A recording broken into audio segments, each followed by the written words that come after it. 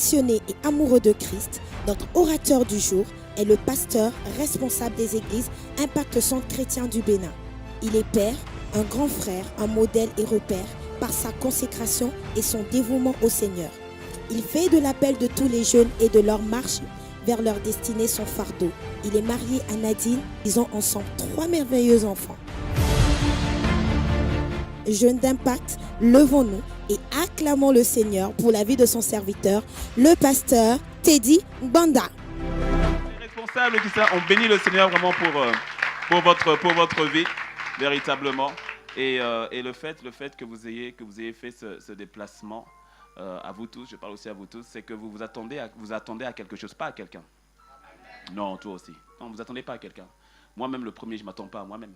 Nous attendons à, quand je dis quelqu'un, pas à un homme, okay? Nous nous attendons à une personne qui est Christ lui-même. Amen. Dis-moi un bon amen. Amen. Voilà. Et j'en profite pour dire que ce que tu vois Dieu en train de faire au sein de la jeunesse au Bénin, en l'occurrence à Cotonou, ça a déjà commencé et c'est sur le point d'enflammer, d'embraser. Mais de manière dont tu n'as même pas idée. Que personne ne méprise ta jeunesse. La première personne qui ne doit pas mépriser sa jeunesse, c'est toi-même. Ne te méprise pas toi-même. Dis-moi un bon amen. Ne te méprise, mais même pas un peu. Tu n'as pas idée de ce que le Seigneur peut faire au travers de ta vie. Tu n'as pas idée. Et comme on est tous rassemblés, j'en profite aussi pour dire que, en tout cas, le mois d'août, fais ce que tu veux, mais en tout cas, faut pas quitter Cotonou. Faut pas quitter Cotonou. Voilà. En tout cas, le mois d'août, il faut être à Cotonou. Voilà. On te dira exactement quelle semaine, très bientôt. Reste connecté. Très bientôt. Mais on va être effusionné bis. On va être effusionné bis. Effusion, 2e édition 2019. Ça va être dingue. Dingue. Mon ami, ça va être chaud. Ça va être chaud. Pour ceux qui étaient là à l'édition 2017, on bénit le Seigneur pour 2017. Il vient pour 2019.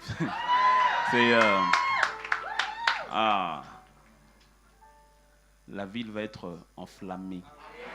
J'ai dit la ville, j'ai dit la ville. La ville va être enflammée. Le Saint-Esprit va effusionner Cotonou. Dis-moi un bon amen. Et aussi, voilà, dernière chose, juste avant que je rentre dans le message. Bébé, passe dans ton portable, s'il te plaît. Merci. Qui a un portable là? Okay, je devrais poser la question, qui n'a pas de portable? Qui a un portable? Non, c'est pas un péché.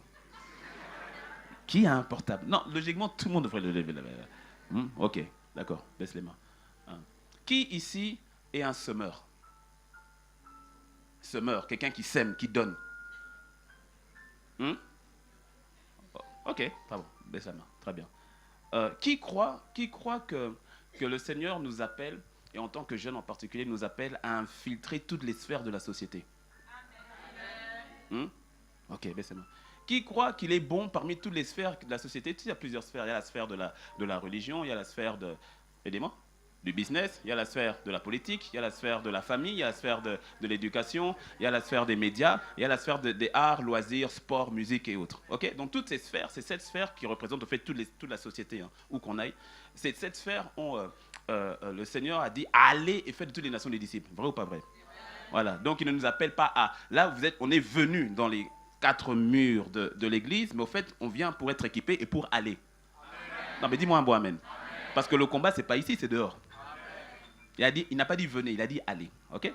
Et qui croit que la sphère, la montagne, la sphère de la musique doit être pas seulement infiltrée, mais possédée par les enfants de Dieu? Quelqu'un dit un bon amen. Ok. Je répète, qui a un portable? Ok. Baisse. Qui a 50 francs à semer? Franchement, j'ai même pas dit 500, j'ai dit 50. Qui a là maintenant 50 francs à semer? Ok? Très bien. Donc, garde la main levée. Tu as 50 francs, garde la main levée. Donc, maintenant, je te donne l'autorisation d'utiliser ton portable à l'église. Donc, comme tu as levé la main et que tu as 50 francs à semer, on va donner un coup d'accélération à Escalier qui est passé ici. Dis-moi un bon amen. De telle manière, alors, Moulé, il est où? Moulé, il est où? Bon, Moulé bis, il est où?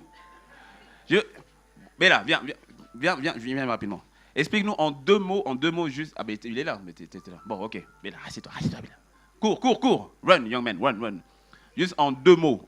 Explique en deux mots le pourquoi, l'important, en deux mots. Bonsoir à tous, bonsoir à toutes. Rapidement, nous devons prendre en otage la sphère de la musique. Et actuellement, nous sommes dans le Bénin Top 10. Alors, le Bénin Top 10 est une compétition organisée par l'ORTB qui distingue les artistes, les labels de musique dans tout le pays. Et il y a très rarement d'artistes du royaume qui s'y infiltrent. L'année passée, il n'y en avait qu'un seul, il y en avait deux, et un seul difficilement sur près de 300 ou 400 au passage, a pu s'en sortir sur 300 ou 400. Donc cette année, on est encore dans la course. Quelques mois, on a gagné en janvier, février, et là on est en avril. Il faut voter pour qu'on gagne, et puis en fin d'année, on pourra aller représenter le royaume dans la sphère de la musique devant toute la sphère du showbiz dans le pays. Merci Moulé. Et ce sera, c'est-à-dire que là, sur les 10 qui sont en liste, donc il y a différents labels. Parmi les 10, il n'y a qu'un seul label qui soit du royaume, en fait. C'est Escalier. C'est ça, non? Pour ce mois, voilà. Donc, il y aura une finale qui se fait en décembre. Et la finale en décembre, donc, ce sera avec tous les grands artistes mondains, là, tu vois, d'ici là. Et il serait bon maintenant qu'il connaît Escalier qui sera represent. Tu me suis, non? Donc, actuellement d'ailleurs, on est devant. On est devant. Mais on va donner tu sais, comme Usain Bolt. Tu vois, non? La dernière ligne droite, là. Un coup d'accélération, tu cours, tu rigoles. Dis-moi un bon amen. Donc, je te donne maintenant 1 minute pour reprendre ton portable. Tu prends ton portable. Tu envoies un SMS. Tu tapes 70 27. 70 27. C'est 50 francs. Franchement, tu ne vas pas mourir. 70 27. C'est ça, c'est quoi? C'est tout le monde, non? C'est que MTN, ça? Ah, bon, tous les moves, baissez seulement les mains. Mais je sais que la majorité sont MTN. Donc, tous ceux qui sont MTN, tu reprends ton portable. Ouais, non, t'inquiète. Tu reprends ton portable. Donc, tous ceux MTN, reprenez vos portables. Si tu as double SIM, tu mets SIM MTN. Et vous tapez donc 70 27. Allez-y, 70 27. 70 27. Et le message, tu mets ZIK, Z-I-K, pardon, 4. On n'a pas dit 2, ni 1, ni 4. Ne te trompe pas. 4. Z-I-K et le chiffre 4. Z-I-K et le chiffre 4. Et ensuite, tu fais envoyer. Ok, donc le numéro c'est 70 27 et le message c'est ZIK 4. Z-I-K 4. Ok? Et quand c'est envoyé, tu peux acclamer le Seigneur.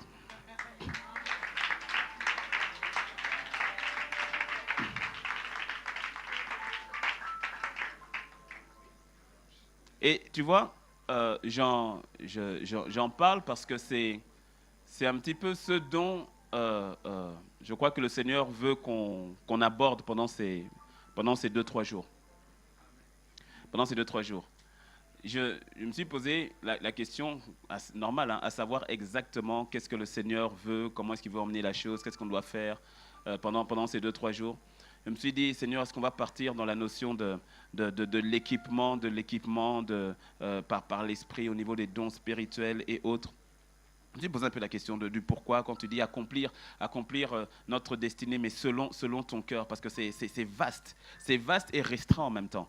Et de dire, Seigneur, en fait, quel est exactement? Et je comprends que pendant ces 2 jours, pendant ces 3 jours, le Seigneur va bousculer ton système de pensée. Il va bousculer ton système de pensée. Tu vas sortir d'ici par la grâce de Dieu avec une nouvelle manière de te voir, une nouvelle manière de le voir, et une nouvelle manière de voir l'environnement autour de toi. De pouvoir comprendre. Je prie que le Seigneur, l'Esprit t'emmène à comprendre et à saisir ce que ton intelligence n'arrivent pas à capter parce que tu es limité. Il y a beaucoup de circonstances que nous jugeons sur la base de nos 5 sens naturels, alors que nous avons aussi 5 sens spirituels au travers desquels le Seigneur nous permet de capter, de comprendre, d'entendre. De la même manière que le toucher te permet de toucher la matière physique, il y a le toucher spirituel qui te permet de ressentir la réalité spirituelle. De la même manière que tes yeux permettent de capter, de voir le naturel, les yeux de ton esprit qui est un sens spirituel te permet de voir ce qui est véritablement. C'est ainsi que tu avais Élisée, par exemple, lorsqu'il se retrouvait envahi, entouré par l'armée syrienne, son employé, son serviteur ne voyait qu'au travers des yeux naturels ou encore des sens naturels. Mais lui, il était détendu parce qu'il voyait avec les sens spirituels. Il arrivait à voir. C'est ainsi que lorsque son serviteur était paniqué, il a fait une simple prière en disant « Seigneur, ouvre-lui les yeux. » Et je prie que le Seigneur t'ouvre les yeux afin que tu en arrives à voir ce qui est vraiment et non pas ce qui paraît. Et non pas ce qui paraît. La prière pour toi a été celle-là, au fait. Que pendant ces 3 jours, que le Seigneur déchire un voile. Que pendant ces 3 jours, le Seigneur déchire un voile et que ce qui hier était pour toi comme un plafond de verre, que tu comprennes que le problème n'a jamais été le plafond de verre. Ça n'a jamais été le plafond de verre. Ce qui paraissait être comme une prison, le problème n'a jamais été la prison. Ce qui paraissait être comme une limitation, le problème n'a jamais été la limitation. Là où tu cherchais la cause, c'est à cause d'un tel, ou c'est à cause de tel, ou c'est à cause de telle situation, et cela te freinait, te bloquait. Je prie qu'au sortir de ces 3 jours, à commencer par ce soir, tu en arrives à comprendre au fait qu'en Christ, tu n'as jamais été limité. Tu n'as jamais été bloqué ou limité comme tel. La seule limite a été celle de ton ignorance, qui t'empêchait de voir ce qui était véritablement, qui t'empêchait de comprendre ce qui était déjà là. Et je prie que par le Saint-Esprit, tes yeux s'ouvrent. Que tes sens spirituels s'éveillent, que tu captes, que tu comprennes. Je prie que ton ouïe s'ouvre, que tu entendes, non pas ce que le pasteur est en train de dire, mais ce que l'Esprit est en train de dire à l'Église. Je prie que tu captes exactement le réma dont tu as besoin. Peut-être que pour ce soir, une seule phrase t'est destinée. Pour quelqu'un, c'est tout un paragraphe, peu importe, mais que tu captes exactement ce qui t'est destiné. Et je prie que personne ne vienne te l'ôter. Tu n'as pas fait le déplacement pour rien. J'ai dit, tu n'as pas fait le déplacement pour rien. Alors le Seigneur nous parle, le thème c'est accomplir ma destinée. Dis avec moi, accomplir ma destinée. Accomplir ma destinée, mais il y a un point qui est important. On dit accomplir ma destinée selon le cœur de Dieu. Parce qu'au fait, tout est là. Aujourd'hui, le mot destinée est un mot qui a été vraiment vulgarisé. Tout le monde, on va parler de destinée. Il y a une destinée, j'ai une destinée, je sais qui je suis en Christ, je sais ce que je dois faire, je sais mes talents, mes dons. Et on va en parler demain, je vais m'appesantir là-dessus. Sur tout ce que Dieu t'a donné, les talents et tout ce que tu es censé faire avec. On va en parler d'une manière peut-être dont tu n'as pas encore entendu, mais on va en parler demain. Mais tu vois, très vite, lorsqu'on parle de sa destinée, on fait de sa destinée. Mais au fait, tu dois comprendre que la destinée que tu as, ta destinée véritable, c'est celle que Dieu t'a donnée. Tu as été prédestiné. Est-ce que tu me suis? Donc, au fait, la vérité, c'est que ta destinée n'est qu'une prédestination. Assure-toi donc de rentrer dans la prédestination. Tu peux même dire, j'ai une destinée, tu vas dire, oui, au fait, je suis prédestiné. Ça veut dire que ta vie est déjà terminée. Ta vie est déjà achevée. Tu es en train de vivre en replay. C'est en différé. Et donc, vu que ta vie est en différé, il est bon que tu puisses voir le metteur en scène et qu'il puisse te dire, au fait, quel était son plan initial pour ta vie. Rappelle-toi, Jérémie 29, 11. J'ai déjà commencé, hein. Jérémie 29, 11. Lorsqu'il dit, oui, il faut déjà prendre des notes, j'ai déjà commencé. Jérémie 29, 11. Quand il dit, je connais les projets que j'ai formés pour vous. Tu sais c'est quoi former un projet? Vous savez, il y en a plusieurs ici, tu as déjà fait des projets. Et certains de grands projets. Et tu sais le temps que ça prend pour faire un projet? Hein? Il y a projet et projet, non? Et tu sais, quand tu fais un projet que tu mènes de A à Z, dans lequel tu t'investis, tu prends de l'argent, tu vas faire des contacts, tu vas avoir des fournisseurs, tu vas prendre des risques. Tu vois, un projet, quand tu fais un projet, c'est pas petit. Et lui, il dit, je connais même pas un, alléluia. Il dit, je connais les projets que j'ai formés pour ta personne, que j'ai formés pour toi. Et il te précise, hein, ce sont des projets, je te donne déjà la caractéristique des projets, il te dit ce sont des projets de paix. Projets de paix. Des projets de paix, shalom. Des projets de paix. Ça veut dire que le Seigneur a des projets pour ta vie qui n'ont rien à voir avec le malheur, des projets de paix. Pourquoi? Afin de te donner un avenir, deux, une espérance. Donc, il y a des projets qui ont déjà été formés. Laisse-moi te dire, la clé, si peut-être la clé, mais en tout cas, une clé magnifique, si tu veux réussir, hein, parce qu'on va parler de la réussite. Si tu veux réussir, une clé magnifique pour réussir, assure-toi de faire ce que Dieu a déjà fait. Amen. En fait, assure-toi de marcher sur le chemin que Dieu avait déjà tracé. Ta destinée, tu ne la crées pas, tu la découvres. Tu la découvres. Le stress que beaucoup ont par rapport à la destinée, c'est qu'ils veulent se créer une destinée. Et bien souvent, ils se créent une destinée en comparaison avec quelqu'un.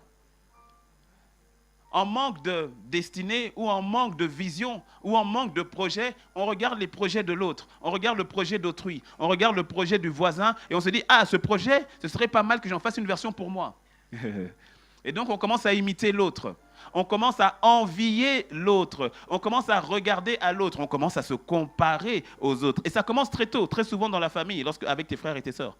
Parce que parfois, il y a des parents, non pas qu'ils le fassent de manière intentionnellement mauvaise, mais parfois par ignorance ou par maladresse, des parents qui vont très vite comparer les enfants. C'est-à-dire, mais pourquoi est-ce que toi, tu ne travailles pas bien à l'école comme un tel? Mais pourquoi est-ce que toi, tu n'es pas aussi bon au sport que ton petit frère? Mais pourquoi est-ce que toi, tu manges en désordre? Fais comme ta sœur, elle mange en ordre. Mais pourquoi est-ce que toi, tu fais encore pipi au lit à 8 ans? Ta sœur a arrêté à 4 ans. Et donc, c'est en mode comparaison constante. Ce qui fait que très vite, dès que nous sommes dans le cercle familial, dans le milieu familial, on en arrive au fait à se comparer aux autres parce qu'on nous compare déjà aux autres. C'est ce que fait l'école. L'école, dans la majeure partie des écoles sur la surface de la Terre, l'école a pour but au fait de te comparer aux autres. Le premier de la classe. Si tu es premier, c'est qu'il y a un deuxième. Donc, automatiquement, tu juges ta valeur sur la base des autres. Et donc, si tu es troisième pourquoi? Parce que tu as un deuxième et que tu as un quatrième. Donc, automatiquement, tu te juges sur la base des autres. C'est ainsi que le système va toujours t'emmener au fait à te comparer à. Et beaucoup, donc, vont vivre cette vie en cherchant simplement à se comparer aux autres ou encore à rechercher une validité de leur valeur ou encore de leur, on va dire ça, de leur valeur par rapport aux autres. Or, la vérité, c'est que ta destinée, tu ne la crées pas. Je répète, tu ne la crées pas. Tu la découvres. Tu la découvres. C'est ainsi que plusieurs se sont lancés dans leur vie, dans leur destinée, mais pas selon le cœur de Dieu, ou encore pas avec Dieu, même si parfois c'est au nom de Dieu. Parce qu'on peut faire quelque chose au nom de Jésus sans que Jésus soit mêlé à la chose. Ah. On peut faire quelque chose pour Dieu, sans Dieu.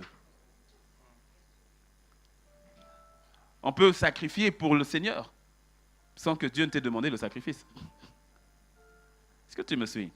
Il s'agit d'accomplir sa destinée selon le cœur de Dieu. Et je veux encourager quelqu'un ce soir, à comprendre que tu as déjà une destinée. Oh, j'insiste là-dessus. Tu connais le passage de Jérémie 1, verset 5. Pour la plupart, nous connaissons. Avant que tu ne sois dans le ventre de ta mère, avant que je t'eusse formé dans le ventre de ta mère, je te connaissais. Waouh! Je te connaissais. Et avant que tu fusses sorti de son sein, c'est-à-dire quand tu étais en gestation pendant les 9 mois, je t'avais consacré. Je t'avais établi. Non mais, ce passage est terrible. Il est terrible. Il parle à Jérémie, mais c'est une vérité qui te concerne, qui me concerne, qui nous concerne. Il dit, avant que je t'eusse formé dans le ventre de ta mère. Waouh, ça veut dire quoi? Qu'au fait, c'est lui qui t'a formé. Je veux que tu ailles lentement sur ce verset et que tu comprennes la vérité profonde qu'il y a derrière. Aujourd'hui, ce premier jour, il faut qu'on soit tous au même diapason. Okay? Donc, je fais des longues ramifications. Pour quelqu'un, tu connais ces choses, tu dois les réentendre. Quelqu'un, tu as vraiment besoin d'entendre. Donc, je fais en sorte qu'on soit tous au même diapason pour que demain, on conduise tous ensemble. Il faut que tous on soit au même niveau. Dis-moi un bon amen. Avant que je t'eusse formé dans le ventre de ta mère. Ça veut dire que celui qui t'a formé comme tu es, tu vois ton nez là, tu vois ta bouche là. tes oreilles, ta taille, ton teint. Dieu dit, c'est moi qui t'ai formé. Il dit, c'est moi qui... C'est-à-dire, j'ai pris le temps. J'ai pris le temps de te former, de te dessiner. Il dit, donc avant même que je ne te forme dans le sein de ta mère, je te connaissais. Donc avant même que ta mère ne sache que tu arrivais, Dieu lui te connaissait déjà. Tu n'es point le fruit d'un hasard, mon ami. Tu n'es pas le fruit du hasard. Tu n'es pas le fruit du hasard. Et à cela, j'aime le dire et je le redirai encore, peu importe la manière par laquelle tu es arrivé sur cette terre. Peu importe. Que tu sois arrivé dans un foyer où on t'a désiré, on a prié pour que tu viennes. On a jeûné pour que tu viennes. Et tu es arrivé, on t'a aimé, on t'a choyé, on t'a bisous, on t'a donné tout ce dont tu avais besoin. Tu n'as manqué de rien. Laisse-moi te dire, malgré tout l'amour de tes parents, il y a quelqu'un qui t'avait désiré avant eux. Dis-moi un bon amen. Dieu t'avait désiré. Et si tu es arrivé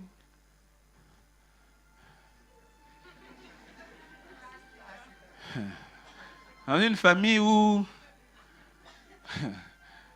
toi-même tu dis, mais Seigneur, pourquoi tu m'as envoyé là? Pourquoi tu m'as envoyé ici? Parce que certains on est arrivé dans des familles où on ne t'a pas voulu, où on ne t'a pas aimé. Certains sont arrivés dans des familles où tu n'as pas connu papa et maman comme tel. À peine tu es arrivé, papa est parti, tu es resté avec maman et maman te faisait comprendre que c'est à cause de toi que sa vie est gâtée parce qu'elle t'a eu à l'âge de 18 ans, à l'âge de 17 ans et qu'elle n'a pas pu terminer ses études et que ses parents l'ont rejeté et que c'est à cause de toi d'ailleurs que son petit ami l'a laissé tomber. Et donc même si elle ne te le dit pas comme ça, mais elle te fait comprendre que c'est toi quoi. Et donc, automatiquement, tu as commencé à rechercher l'amour, à rechercher l'acceptation de ta mère. Et puis, on s'entend en plus le rejet par rapport à ton père, qui n'a jamais voulu te connaître. Et toi, il y a tout ça. Alors, tu peux en arriver à te poser la question en disant, mais Seigneur, pourquoi? Seigneur, véritablement, laisse-moi même mourir, laisse-moi même disparaître. Je sais que le Seigneur parle à quelqu'un. Mais laisse-moi te dire que la vérité, c'est qu'avant même que ton père et ta mère ne se rencontrent, Dieu te connaissait. Il te connaissait. Tu n'es pas le fruit du hasard du tout. Le simple fait que tu sois là démontre que Dieu t'a voulu. Et tu dois y croire. Tu dois y croire. David, et on va parler de David aujourd'hui et demain en particulier. Quelqu'un comme David, quand tu lis les psaumes, tu comprends que David, au fait, était né hors mariage. Tu comprends que David, c'est pour ça que lorsque le prophète arrive, on dit, viens avec tous tes fils. On oublie David, au fait. On l'oublie. Il est loin avec les bergers. Et puis le prophète lui dit, mais c'est là tous tes fils. Il fait, oui, il y a un petit là. Si bien que dans la tête du papa, David n'est même pas son fils, c'est son esclave. C'est son serviteur. Regarde, à chaque fois qu'il fait allusion à David, c'est pour le service. Va t'occuper des bêtes. Va apporter à manger à tes frères. Regarde, quand il dit va apporter à manger à tes frères, c'est pas... écoute, il est en train d'envoyer son fils à la guerre, sur une zone de guerre. Papa, envoie au moins le quatrième, puisque les trois sont déjà à l'armée. Envoie au moins le quatrième. Pourquoi est-ce qu'il laisse le quatrième, le cinquième, le sixième et le septième? Il va chercher David. Il dit non, comme ça, au cas où tu prends une balle perdue.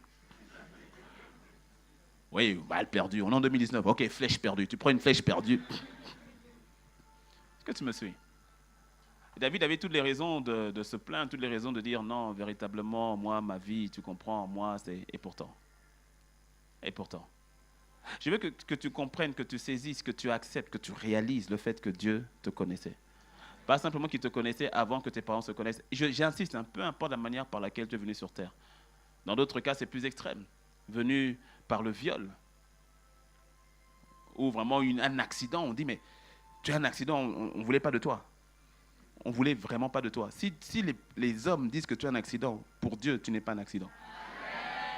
Tu n'es pas un accident. Et ça, tu dois l'intégrer. Et quand tu intègres ça, tu comprends qu'il est beaucoup plus simple de pardonner à tes parents. Oui, de pardonner à tes parents. Père, pardonne-leur, ils ne savent pas ce qu'ils font. Mais quand toi, tu as le réma, tu as cette révélation, tu bénis le Seigneur. Tu dis, Seigneur, je te rends grâce.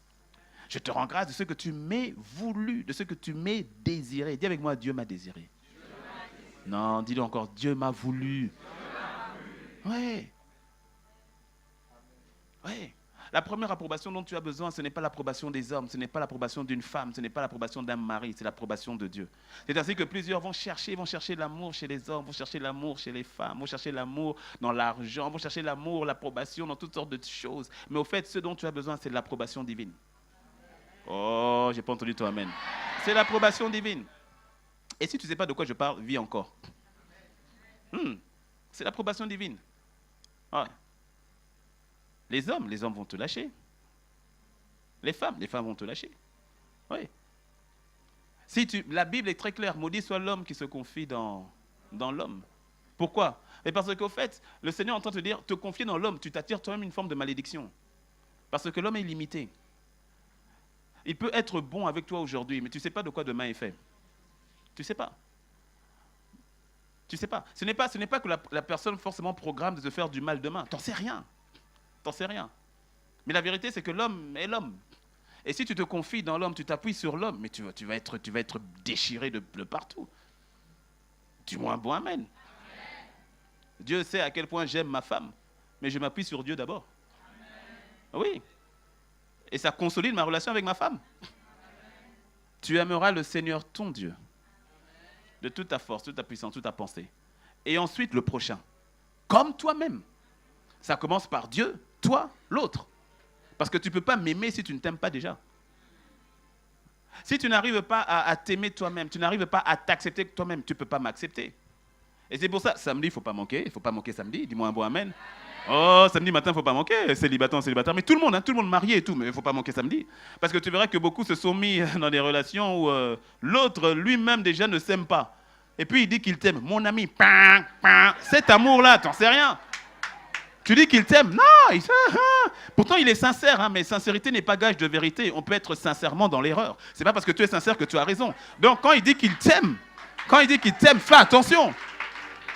Parce que c'est un amour qui va t'étouffer. Et tu sais, les amours sensuels.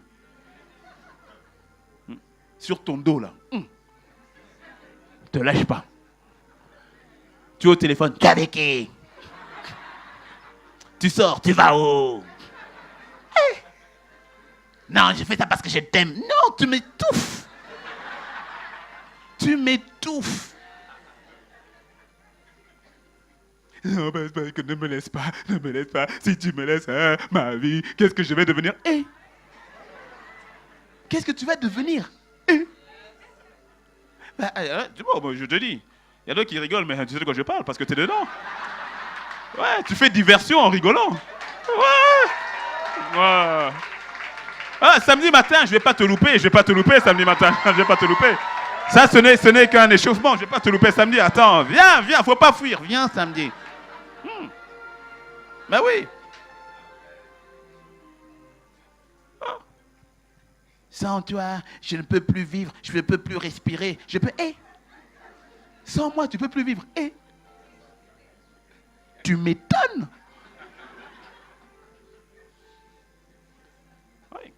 Si tu n'arrives pas à accepter l'amour que Dieu a pour toi, tu ne pourras jamais véritablement aimer les autres. Si tu n'arrives pas à être content, c'est-à-dire content, Dieu et toi, tu es content.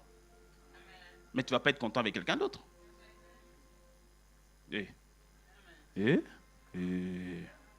Dis donc. C'est 1 et 1 font 1, c'est pas 0,5 et 1 qui font... 0,5 fois 1, ça ne fait pas 1, ça fait 0,5. Et 0,5 fois 0,5, ça fait 0,25. Assure-toi d'être entier, d'être comblé. Non mais tu ne peux pas laisser quelqu'un d'autre te combler si ce n'est Christ lui-même. Cet équilibre est important parce que tu verras que plusieurs, au fait, font une déviation, une sortie de piste par rapport à leur destinée parce qu'ils ne se sont pas d'abord réglés par rapport à ça. C'est-à-dire que leur destinée, ils la voient dans les yeux de quelqu'un d'autre. Et non pas au travers des yeux de Dieu. C'est pour ça qu'on parle d'accomplir ma destinée selon cœur de qui? De Dieu, pas de ta femme, pas de ton mari, pas de ton père ou de ta mère. Selon le cœur de Dieu. Mais dis-moi un bon amen. Raison pour laquelle, laisse-moi te dire, raison pour laquelle, tu sais, Dieu t'aime tellement qu'il y a quelqu'un ici, et lui-même, c'est Dieu lui-même qui crée des circonstances compliquées dans tes relations. Oui, parce que tu t'appuies tellement sur ces relations-là, tu t'appuies tellement dessus que lui-même, il permet la zizanie. Oui, pour que tu en arrives à te retrouver seul. Et que tu dis, je suis seul. Il dit, non, je suis là. J'ai pas entendu ton amen. Des fois, on s'appuie trop sur les gens. Et Dieu est un Dieu jaloux. Il t'aime tellement, il veut être le premier. Il ne laissera personne. Je dis bien, c'est pour ça. Si tu es marié, fais en sorte que ton conjoint ne soit pas le premier. Dieu risque de le faire sauter. Et je te dis, Dieu t'aime tellement qu'il va faire sauter tous les rivaux. Vis encore. Il y a des jeunes, vous êtes fiancés, depuis que tu es fiancé, donc le Saint-Esprit là, il est devenu numéro 2. Toutes tes pensées, ah bébé, oh chérie, ah chou-fleur, ah tu... Mon lapin, mon caillou, mon...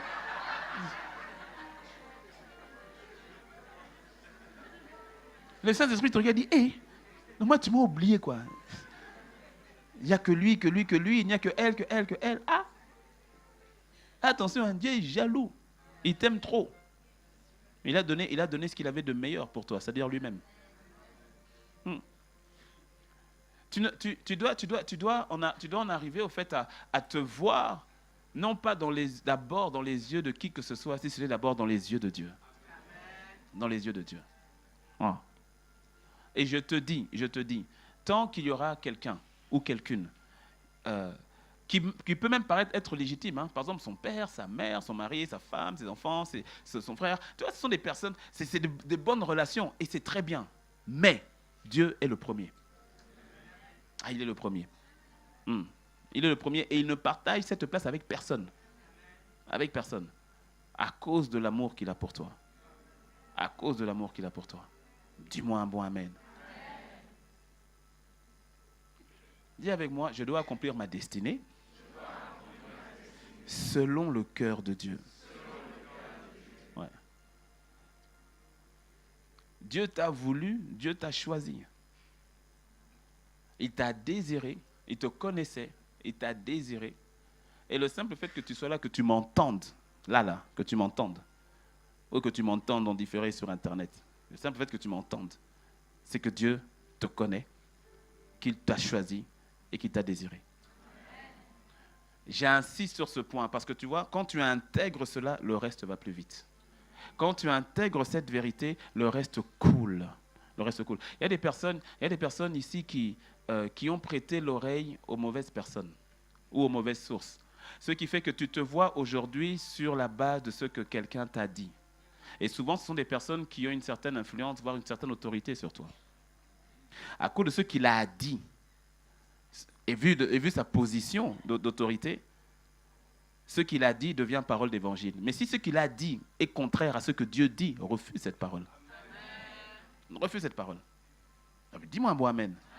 Il y a des enfants à qui les parents ont dit, toi, jamais tu ne réussiras, jamais tu ne te marieras, jamais tu...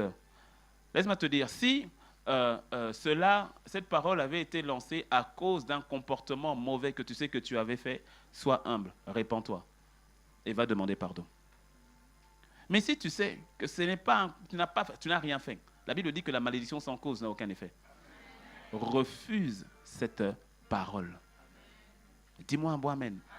Refuse cette parole. Eux, ils ont dit ça, d'accord. Mais qu'est-ce que toi tu dis, Seigneur? Toi, qu'est-ce que tu dis? Quel est ton verdict? Afin que je mette foi dans ce que toi, tu dis. Dans ce que toi, tu dis. Ce qui importe, c'est ce que Dieu dit de toi.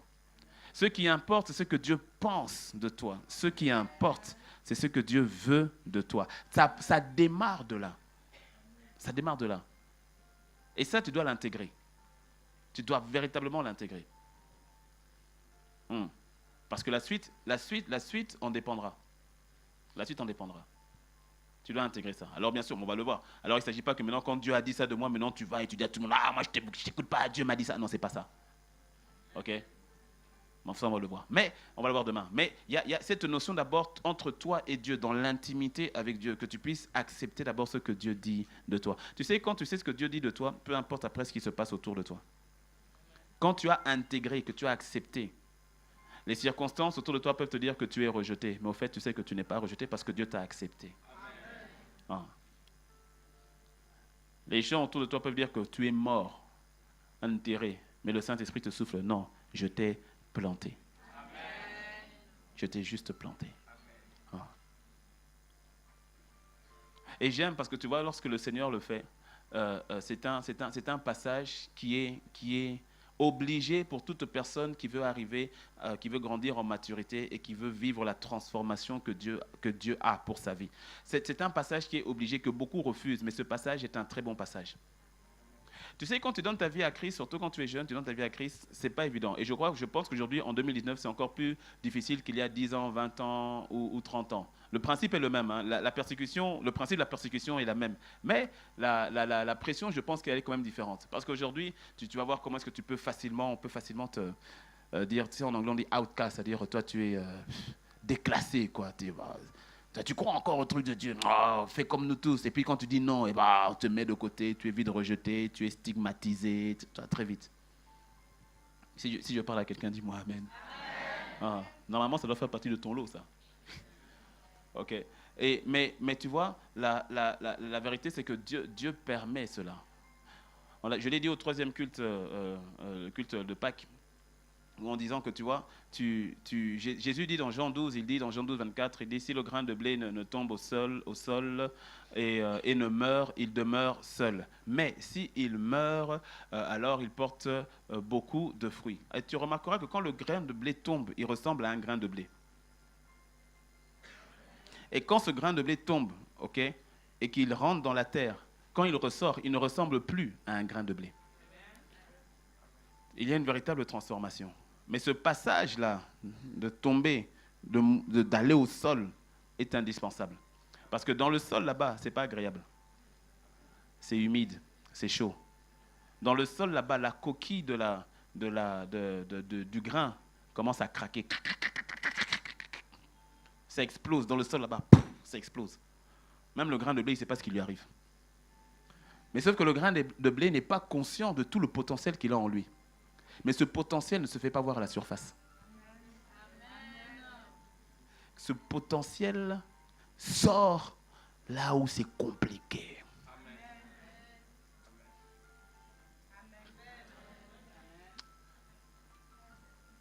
Pour ceux qui étaient à la retraite, on a fait où la retraite à Ouida? Oui. Pour ceux qui étaient à la retraite à Ouida, on était à peu près 400. Je sais que la majorité de ceux qui étaient là sont ici. Et rappelle-toi ce que le Saint-Esprit avait dit. Il avait dit que vous êtes une jeunesse sacrifiée. Tu te rappelles? C'est-à-dire, jeunesse sacrifiée, c'est-à-dire, à cause de ce qui doit arriver, de ce que le Seigneur doit faire, il faut qu'il y ait une génération qui soit sacrifiée. Sacrifiée dans quel sens? Sacrifiée dans le sens où sacrifiée totalement à Dieu. Où il te prend, mais 102%, quoi. Il te prend totalement. Et c'est pour cela que, pour ceux d'entre vous, et je prie que ce soit toi, qui disent, Seigneur, utilise-moi dans ma génération, fais de moi ce que toi tu veux, il va le faire. De manière dramatique, tu vois, c'est-à-dire de manière terrible, tu vois, non? Et à cause de cela, il va te faire aussi passer. Ouais. Et la vérité, laisse-moi rentrer un peu dans le flot prophétique. Et la vérité, c'est qu'actuellement, vous êtes plusieurs en train de passer par ce moment-là. Il m'envoie te donner une parole d'encouragement. Vous êtes plusieurs en train de passer par ce moment-là. Il y en a plusieurs, là, maintenant, tu m'écoutes, dans la salle annexe, tu m'écoutes, dans le couloir, tu m'écoutes. Sur Internet, tu m'écoutes aussi.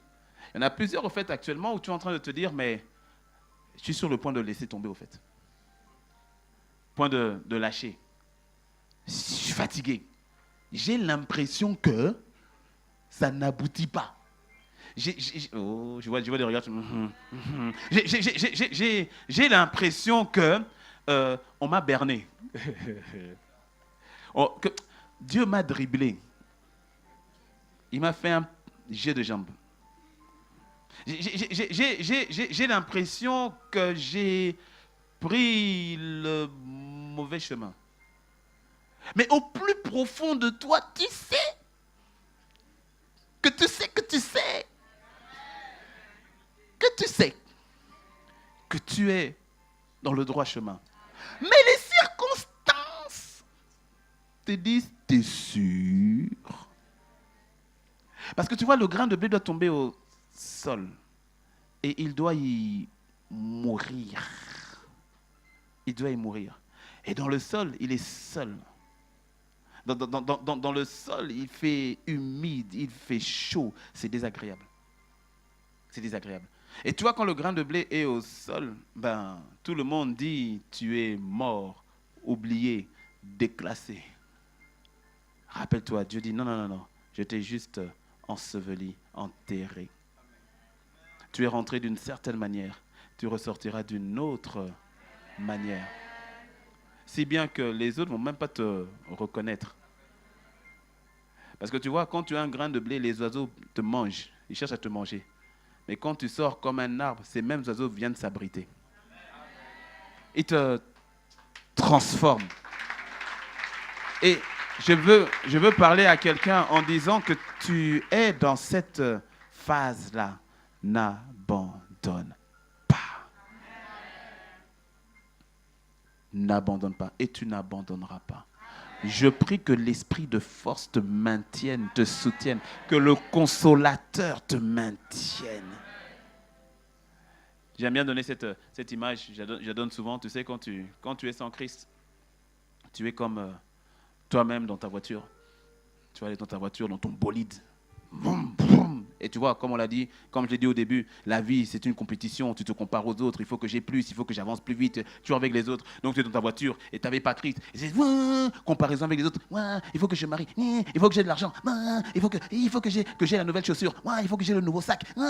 Et toi, tu es toujours en comparaison avec les autres. Tu regardes à gauche, à droite, tu fonces. Et puis après, dans sa grâce, le Seigneur vient dans ta vie et tu acceptes Jésus. Et tu sais, on t'a dit que Jésus, c'est pas n'importe qui, quoi. Et donc tu dis, Jésus dans la voiture, maintenant, ils vont voir. Ils vont voir. Et donc toi, Jésus prend place à côté de toi. Tu dis, bon, Jésus, on va leur montrer. Et Jésus dit, oui, mon fils, on va leur montrer. Et puis on dit, ok, on y va. Il dit, allons-y. Puis allez, toi, les autres, on va les rattraper, on va les dépasser. J'ai le Tout-Puissant avec moi. Il dit, oui, je suis le Tout-Puissant. Tu vois? Et à ce moment-là, maintenant, quand tu redémarres, tu dis, ok. Tu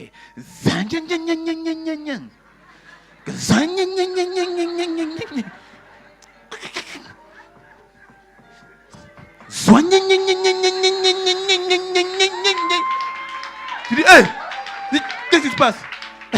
Et pendant ce temps, tu vois les autres.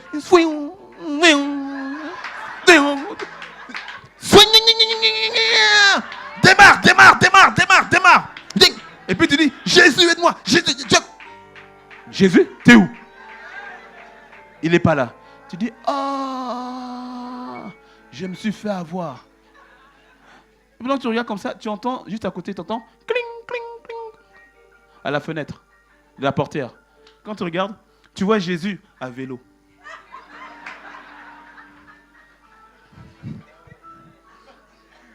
Yo, G, tu fais quoi là? Je comprends pas. C'est quoi ton plan là? J'ai pas compris. Puis t'as Jésus à vélo, hein? J'ai dit pas moto, hein, vélo. Il dit, mais tu as dit que tu me faisais confiance, non? Tu dis, ouais. Il dit, alors monte. Montez où? Monte derrière moi, fils. Oh! T'es sûr? T'as dit que tu me faisais confiance, non? Ouais. Alors monte. Ok. Alors tu ouvres la portière. Puis tu montes, alors tu te dis, bon, comme c'est Jésus, certainement il y a des ailes qui vont sortir, qui se pouf, tu vois, on va décoller. Et puis, tu vois Jésus qui dit, ok, on y va. Jésus est toujours cool, tu vois, toujours le sourire, tu vois. Ouais, non, entre parenthèses, moi, je ne, tu vois, non, écoute, entre parenthèses, je crois que, ça c'est moi, mais je crois qu'il y a des films de Jésus qui nous ont un peu troublés sur la personnalité de Jésus. Hein, parce que moi, la plupart, pas tous, mais la plupart des films de Jésus, tu vois, un Jésus trop...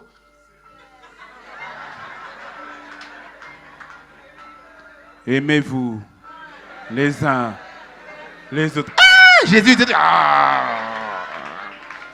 Non mais, tu vois, parce que tu vois, je vois mal, tu vois des gens de mauvaise vie et des prostituées suivre un gars un peu coincé. Enfin, ça c'est moi. Non, moi je crois que Jésus était un peu... Ok. C'est moi. Ça c'est moi. Non mais, il était joyeux. Les Jésus que le monde toujours coincé là. Oh, il rigolait jamais. Il riait jamais. Non. Quand tu es en présence de Dieu, tu dis, il y a la joie, dis-moi, mais enfin bref, je fais la parenthèse. Donc, tu vois, Jésus qui dit, tu es monté sur le vélo, et puis il dit, ok, on y va. Puis vous y allez, et tu sais, quand toi tu es derrière, tu comprends pas, au fait, tu cogites, tu vois. Puis tu vois, même celui qui avait commencé avant toi, après toi, là, tu le vois arriver. Tu dis, ah! Il y a quelqu'un qui sait de quoi je parle.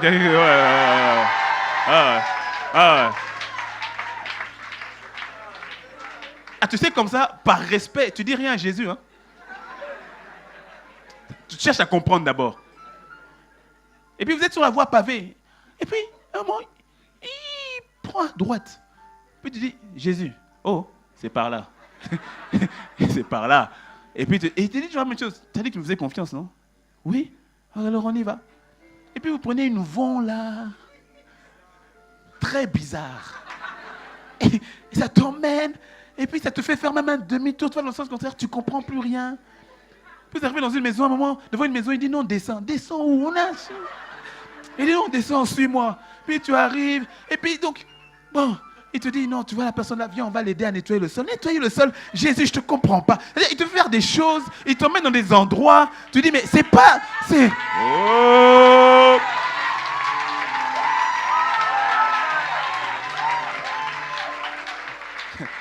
Non mais, attends.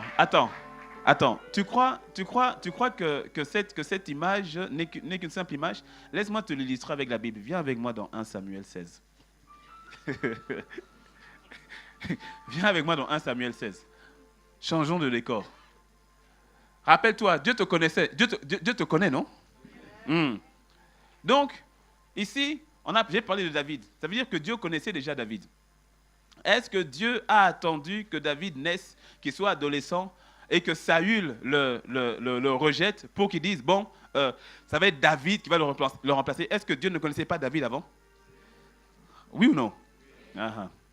Mais regarde où se trouve David, le futur roi d'Israël. Regarde où il se trouve. Ça, tu vois, ce sont les chemins de Dieu. Rappelle-toi, accomplir ma destinée selon le cœur de Dieu. Parce que si tu vas accomplir ta destinée selon toi-même ou selon le monde, tu vas chercher des chemins où Dieu n'est pas. Au nom de Jésus. Hein? Tu vas envier des chemins où Dieu ne t'appelle pas. Et aujourd'hui, beaucoup se trompent au nom de Jésus. Mais ils cherchent un chemin qui est inspiré, non pas parce que le Saint-Esprit leur a tracé, mais par une forme de convoitise, de comparaison ou de gloire, de vaine gloire. Est-ce que tu me suis? Et beaucoup de jeunes enfants de Dieu en sont séduits. Mais cela ne sera plus ton cas dans le nom de Jésus. Nous voulons accomplir notre destinée selon le cœur de Dieu. Selon son cœur. Selon son cœur, ça veut dire selon ses motivations, selon ses désirs à lui, selon ses chemins, selon sa volonté. Et je te promets que les chemins du Seigneur ne sont pas nos chemins. Oh, je veux encourager quelqu'un en te disant que ne lâche pas, même si ça paraît être compliqué. Ne lâche pas. Les voix du Seigneur ne sont pas nos voix. Autant le ciel est élevé au-dessus de la terre, autant les voix du Seigneur sont élevées au-dessus de nos voix. David, le prophète vient. Le prophète vient le chercher, sans savoir qu'il vient le chercher. Dieu dit, va chez Isaïe. Et là-bas, l'histoire est dans 1 Samuel 16. Et Dieu lui dit, là-bas, je vais aller oindre le roi. Parce que Samuel pleurait sur le roi Saül. Parce que c'est lui-même qui a oint Saül. Et quand maintenant Dieu rejette Saül, Dieu dit, pourquoi tu pleures? Pourquoi tu pleures? Ne pleure pas, n'intercède pas. Je l'ai rejeté. Je me suis trouvé un autre roi, selon mon cœur. Il dit, va chez Isaïe, va là-bas. Et là-bas, je te montrerai le roi. Et quand il arrive chez Isaïe, il lui dit, fais venir tous tes fils. Et donc, quand il rentre, il voit maintenant Eliab, le grand frère. Eliab, il est grand de taille. Dès qu'il a vu Eliab, il a dit, c'est lui le roi. Tu sais pourquoi? Parce que Saül était grand de taille. La Bible dit que Saül dépassait tout le peuple d'une tête. Il était le plus grand de tout le peuple. Il était grand de taille. Il devait faire plus de 2 mètres. Il était grand, il était beau, il était fort, Saül. Et donc, il dit, forcément, le roi qui va le remplacer doit être tout aussi grand. Fort, beau, élégant, Saül. Et donc, quand il voit Eliab, il dit, certainement, voici le roi d'Israël. Et Dieu reprend son serviteur. Il reprend Samuel. Il lui dit, ne prends point garde à son apparence et à la hauteur de sa taille. Ça veut dire qu'il avait une belle apparence. Belle face. Beau gosse. Bien rasé, bien parfumé, bien taillé. Bien sapé, bien habillé. Bien diplômé, bien financé. Ne me manque pas samedi matin.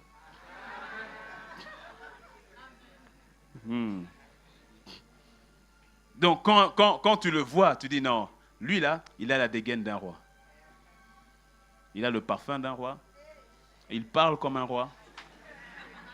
Il marche comme un roi. Il s'assied comme un roi. Il te fait la bise comme un roi. Il a tout d'un roi. Et Dieu dit, je l'ai rejeté. Waouh! Dieu dit, je l'ai rejeté. Et il reprend Samuel. Il lui dit, écoute, moi, je ne considère pas comme l'homme considère. Waouh! Il dit, l'Éternel ne considère pas ce que l'homme considère. Pose-toi la question, qu'est-ce que tu considères? Assure-toi que ce que tu considères soit ce que Dieu considère par rapport à ta vie. Par rapport à ta vie, qu'est-ce que tu considères? Qu'est-ce qui a de l'importance à tes yeux? Assure-toi que ce qui a de l'importance à tes yeux ait de l'importance à ses yeux.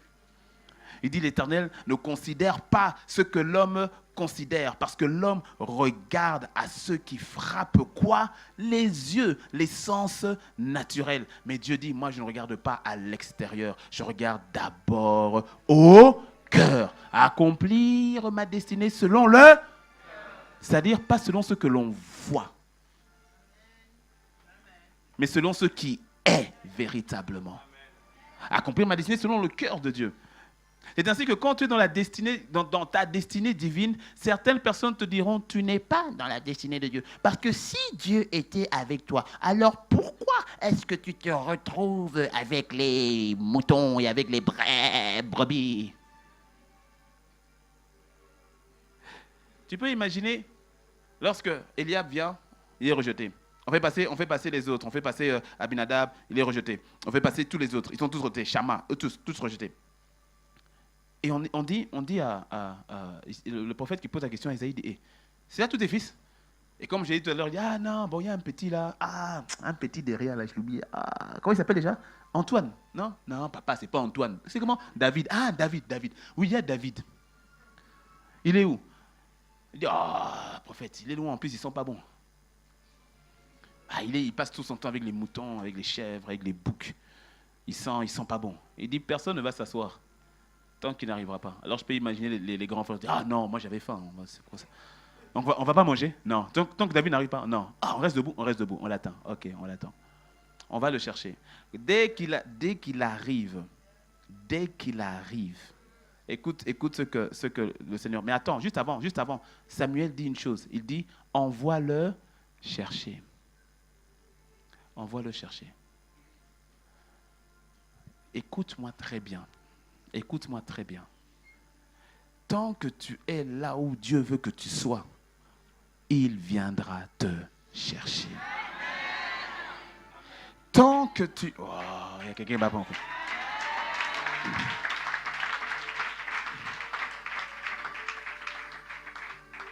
Tu vois, le plus important, ce n'est pas le lieu physique, c'est le lieu spirituel. C'est d'être là où Dieu veut que tu sois. Et si tu y es, on viendra te chercher. Il est là-bas avec les moutons, avec les chèvres, avec les boucs. Et puis on vient, j'imagine, on est peut-être que c'est l'un des frères qui est parti le chercher. Ou même si c'est un serviteur. Il dit, David! Et il me dit, ouais, yo, qu'est-ce qu'il y a? Viens vite! Ouais, qu'est-ce qui se passe? On te cherche! Qui me cherche? Le prophète! Qui? Comment ça? Quel prophète? Le prophète Samuel, il est dans la ville? Il est où? Il est dans la maison? Ouais! Et il me cherche moi. Il te cherche. Et il te cherche. Parce que regarde maintenant, quittons la maison d'Isaïe, allons maintenant là où est David. David n'est pas simplement dans la brousse. Et c'est là où quelqu'un est actuellement. David n'est pas simplement au milieu des moutons et au milieu des chèvres. C'est ce qui paraît, mais au fait, il est d'abord dans la présence de Dieu. Il est avec le Seigneur. Et David est en train, tu vois, tout autour paraît être mauvais. Tous les frères sont à la maison. Il n'y a que lui qui fait les basses besognes. Il est comme le boy, il est comme le serviteur, il est comme l'esclave. Tous sont bien assis à la maison. Mais c'est David qui fait ceci. C'est David que l'on voit. David. Et en plus, il a été conçu dans le péché. Il est né dans l'iniquité. Donc tu vois, il se dit, de toutes les manières, papa agit comme ça avec moi, à cause simplement de la manière dont je suis arrivé sur terre. Il pouvait avoir toutes les raisons d'être dans la dépression. Est-ce que tu me suis? Et il est dans un environnement qui n'a pas l'air d'être très plaisant. Mais au fait, ce n'est pas ce que tu vois avec tes yeux. C'est ce qui est dans l'esprit et que tu vois avec les yeux de ton cœur, que tu arrives à discerner par le Saint-Esprit. Le grain de blé qui est sous terre est dans un endroit qui paraît être difficile, mais qui est le meilleur endroit pour lui. Parce que ceux qui vont en sortir,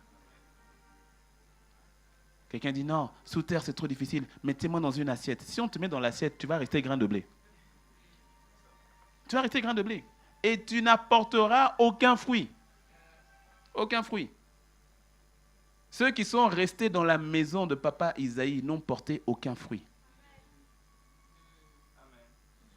Celui qui était dans la brousse et dans les difficultés. Pourquoi difficultés? Parce que mon ami, il y avait des lions et il y avait des ours. Il y avait des problèmes. Alors tu vois, David pouvait se dire, non seulement je suis déjà déclassé, mais en plus, je dois aussi combattre pour ma vie. David, franchement, David pouvait faire, quand il y avait l'ours qui vient, il veut dire, qui est fou? Tu veux la brebis, prends, tue et mange. Quand il voit le lion, il veut dire, qui est malade ici? Quand le lion arrive, il dit, monsieur le lion, allez-y, servez-vous. Prenez celle là-bas, c'est la plus grosse. Tu vois? Mais en plein milieu déjà de la brousse et autres, quand un lion vient, David dit, ce sont les brebis de papa. Waouh! Mais David, c'est pas papa là qui t'a oublié. Mais c'est pas papa là qui quand il fait la déclaration là sur le livret de famille, il a mis 7 enfants. Pourtant, tu es le 8e. Hein, c'est pas papa pourtant qui, quand vous devez sortir et aller en vacances, toi, tu restes toujours pour prendre soin de la maison. Et pourquoi tu prends soin des brebis de papa? Selon le cœur de Dieu. Parce que tu vois, lorsque tu comprends la notion de la destinée selon Dieu, tu comprends qu'il ne s'agit pas de toi, il s'agit de Dieu et des autres. Il s'agit de Dieu et des autres. C'est ainsi que le Seigneur permet certaines situations juste pour voir ta fidélité dans les petites choses. David, si tu es fidèle avec les brebis de ton Père, tu seras fidèle avec les âmes de ton Père céleste. Si tu sais prendre soin des animaux, je pourrais te faire confiance avec le peuple, le troupeau de l'Éternel. Je répète, les situations dans lesquelles tu te trouves peuvent paraître être pour ta perte. Ce n'est pas pour ta perte, c'est pour ton élévation. Ce n'est pas pour ta perte, c'est pour ton élévation. Ton élévation selon Dieu. Selon Dieu. On est venu le chercher. De la même manière que lorsque tu demeures fidèle dans ce que tu es en train de faire, le Seigneur t'envoie chercher. Quelqu'un dit quand? Au bon moment. Seigneur, quand? Je veux savoir. Fais-lui confiance. Fais-lui confiance. Parce que tu vois, quand Jésus t'emmène sur sa bicyclette, reviens maintenant à la bicyclette. Quand il t'emmène sur sa bicyclette, et il te fait prendre des chemins que tu ne maîtrises plus, parce qu'il a quitté la voie pavée. Toi, tu connaissais bien la voie pavée. C'est tout droit. Il te fait prendre des chemins que tu ne maîtrises plus. Et tu vois, dans ces chemins-là, tu es maintenant obligé de vraiment t'accrocher à lui. Ah ben oui, parce que si tu le lâches, là, tu es vraiment perdu. Et des fois, tu vois, quand il passe par les vents et tout ça, et puis à un moment, tu vois, il ressort, tu revois encore la voie pavée ou la voie goudronnée. Tu revois la voie, tu dis, ah, mais je reconnais le chemin et tout. Et puis, mais il fait juste que traverser, et puis il t'emmène de l'autre côté. Et puis vous repartez dans d'autres vents. Et parfois même, il descend du vélo, il te dit, non, prends le guidon, et puis il te dit, tu vas tout droit, et puis là-bas, tu tourneras à droite, et puis là-bas, tu tourneras à gauche. Il dit, mais toi, tu ne viens pas, je suis avec toi, va tout droit. Bon,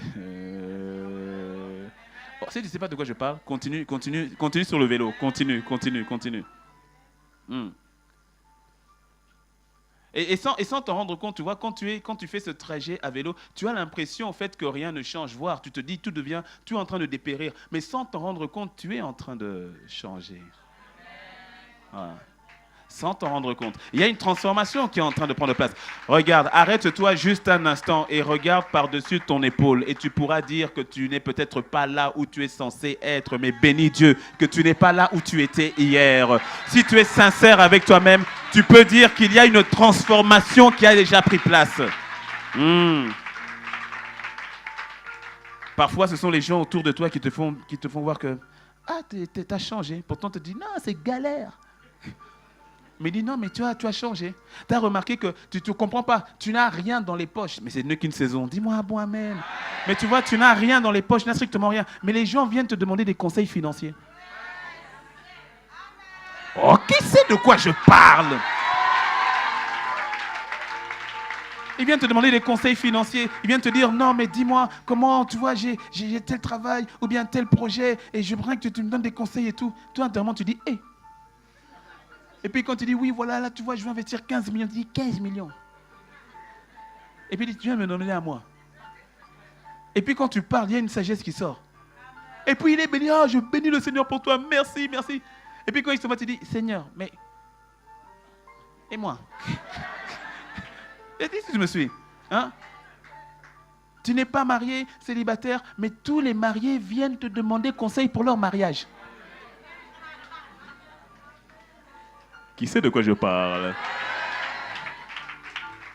Pourquoi? Parce que eux, ils sont en train de percevoir, ils sont en train de ressentir, ils sont en train d'apercevoir une transformation qui est en train de prendre place à l'intérieur de toi. Ils sont en train de le ressentir, ils le voient, ils le perçoivent. Et ça les attire. Et toi, tu te dis, mais oui, mais et moi? Le Seigneur dit, chaque chose en son temps. Au fait, c'est déjà en cours, c'est déjà en cours. Le processus est déjà lancé. C'est déjà, dis à ton voisin, c'est lancé, c'est lancé. Oh, dis à l'autre, c'est lancé, c'est lancé. Ouais, c'est lancé.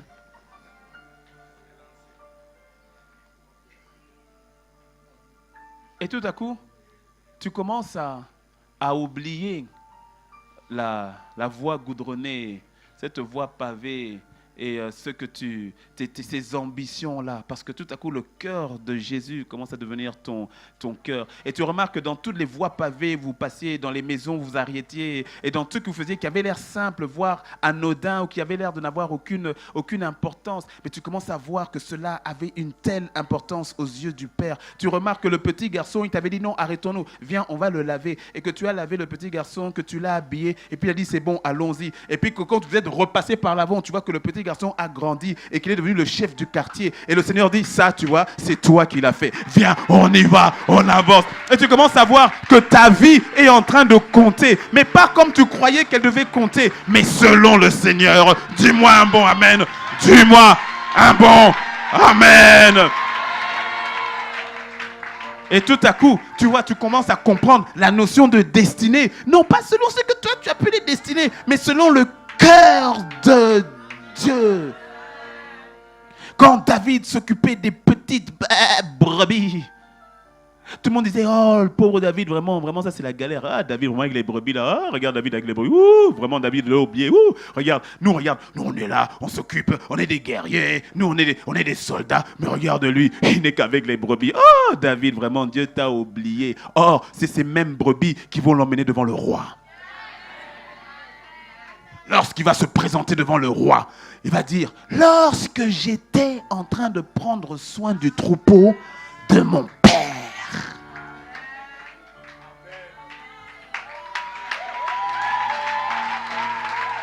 Ne méprise pas ta jeunesse, ou encore ne méprise pas les faibles commencements. Ne méprise pas. Ne méprise pas. Ceux qui sont de l'église connaissent mon histoire mieux que moi-même. Et ils connaissent ma vie mieux que moi-même maintenant. Et je parle souvent de mon passage en Afrique du Sud. Quand j'ai donné ma vie au Seigneur en Afrique du Sud, mes 2 premières années. En fait, l'Afrique du Sud, sur le plan académique, c'était la vraie galère. Parce que la vérité, c'est que j'étais en Afrique du Sud, logiquement, je devais y étudier. Or, je n'ai pas pu étudier pendant 2 ans. Je venais d'avoir mon bac à 17 ans et j'avais déjà fait mon programme. Je fais 4 années, j'ai mon master, j'ai mon bac, et il fallait que je sois en Suisse. Et donc, à 21 ans, j'ai mon diplôme, bac plus 4. Et donc, j'ai fait tout mon plan. Donc, pendant 2 ans, je n'étudie pas. Et tu vois les cancres qui étaient derrière toi, qui ont leur diplôme, et qui avancent, et qui voyagent. Ils sont moins intelligents que toi. Et tu les vois partir.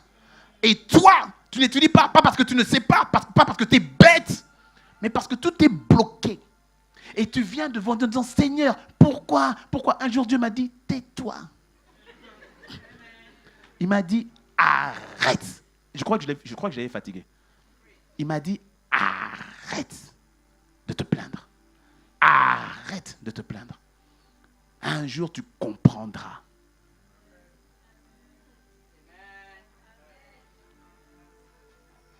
Et j'ai vu le nombre de lions et d'ours que j'ai tués pendant ces 2 années-là, qui m'ont permis de terrasser des Goliaths des années après.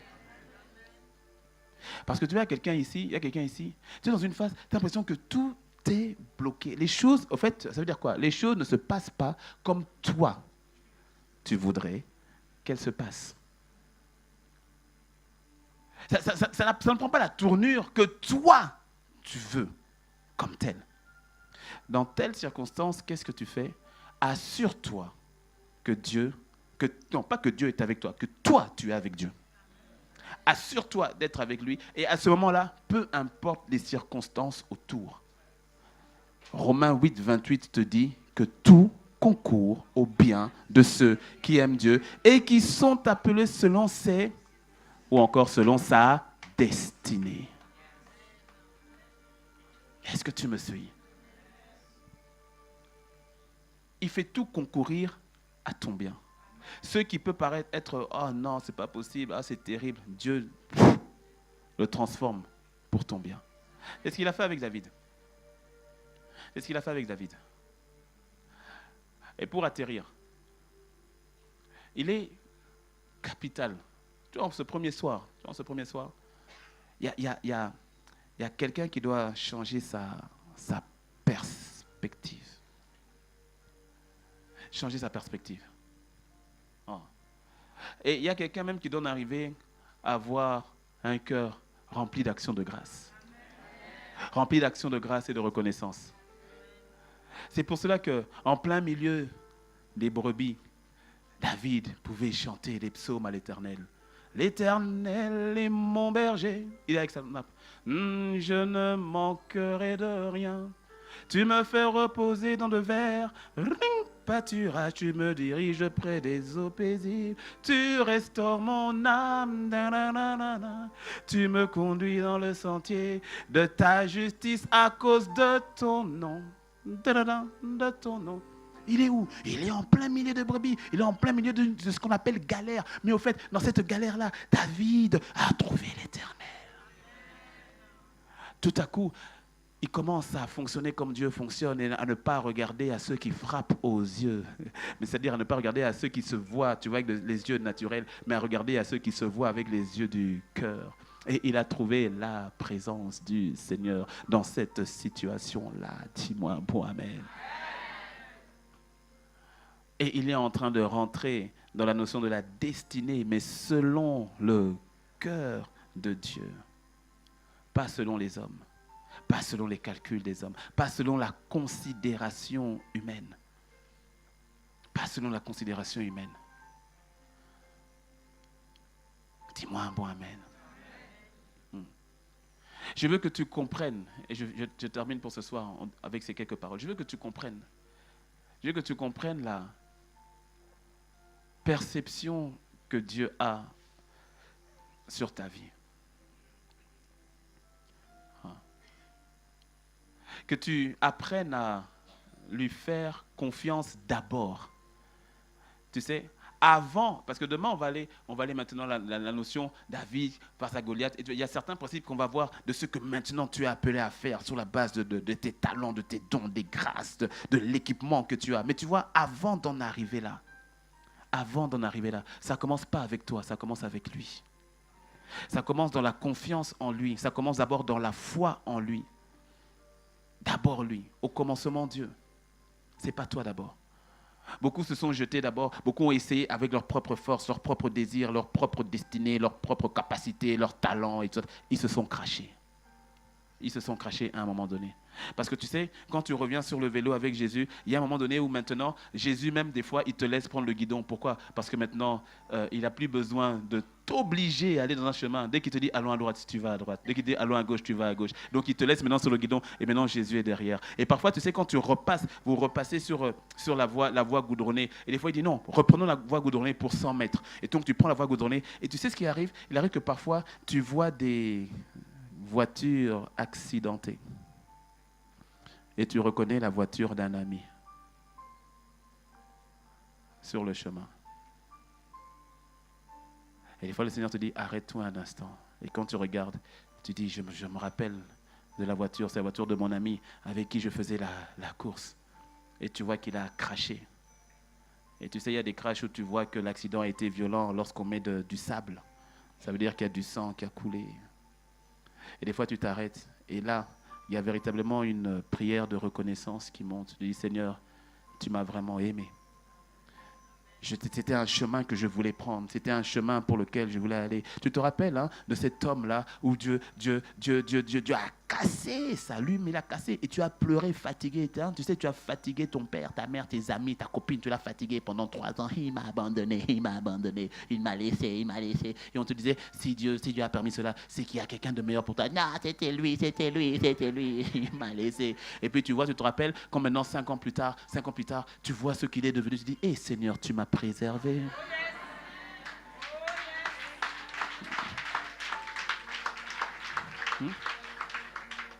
Pourquoi? Parce que sa voiture a craché.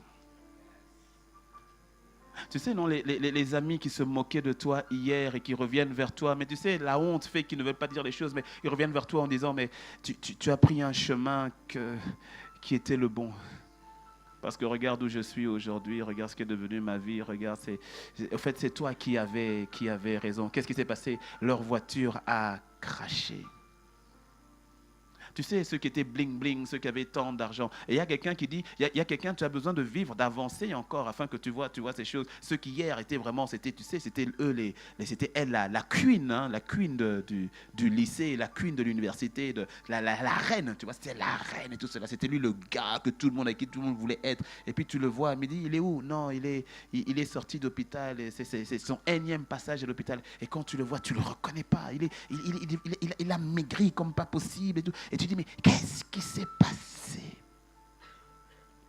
Et tout à coup, tu vois que ce que tu encensais hier n'était que éphémère. Et tu comprends maintenant que le chemin que le Christ te faisait prendre était le chemin éternel.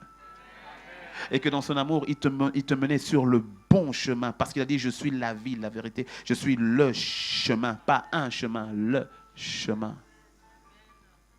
Le chemin. La vie propose plusieurs types de chemins. La vie propose plusieurs types d'autoroutes. La vie propose plusieurs types de boulevards. Mais il n'y a qu'un seul chemin. Et ce chemin, c'est une personne. C'est une personne. C'est pour cela, tu vois, même quand je ne comprends pas, même quand je ne saisis pas, même quand je ne capte pas, j'ai appris. La vie m'a appris, comme la vie apprend à plusieurs et comme la vie veut t'apprendre, la vie m'a appris à faire confiance au Seigneur. Même, surtout quand je ne comprends pas, de m'accrocher à lui. Tant que je l'ai, lui, c'est bon, je suis dans le droit chemin. L'itinéraire, c'est lui. Le chemin, c'est lui. Alors je m'accrocherai à lui. On ne comprend pas tout, on ne saisit pas tout. Et je répète, il s'agit d'accomplir sa destinée selon le cœur de Dieu. Selon le cœur de Dieu. Selon le cœur de Dieu. David est oint roi. Il est roi. Et puis tu vas voir, que, autant que je dise aujourd'hui comme ça, demain on va avancer plus vite. David devient roi. Et quand il devient roi, Saül maintenant est jaloux. Et Saül essaye de le tuer. Donc David devient exilé pendant plus de 10 ans. Exilé. Et pendant cet exil, à 2 reprises, David a l'opportunité de descendre Saül. À 2 reprises. Les gars, David avec ses gars, ils vont se cacher dans des grottes. Il y a des centaines de grottes dans les montagnes. Des centaines de grottes dans ces montagnes-là. Ils se cachent dans une grotte. Saül, avec son armée, demande à ses gars, restez ici. Il faut que j'aille là où on va toujours tout seul. Parce que tu as beau être un roi, il y a toujours un endroit là où tu vas seul. Donc il doit aller se soulager là-bas. Et donc Saül va là-bas, dans une position de vulnérabilité totale. Je ne vais pas te mimer la position. Mais dans sa position de vulnérabilité totale, juste à côté, tu as David qui est là. Le roi est là, dans une position de vulnérabilité. Les gars de David disent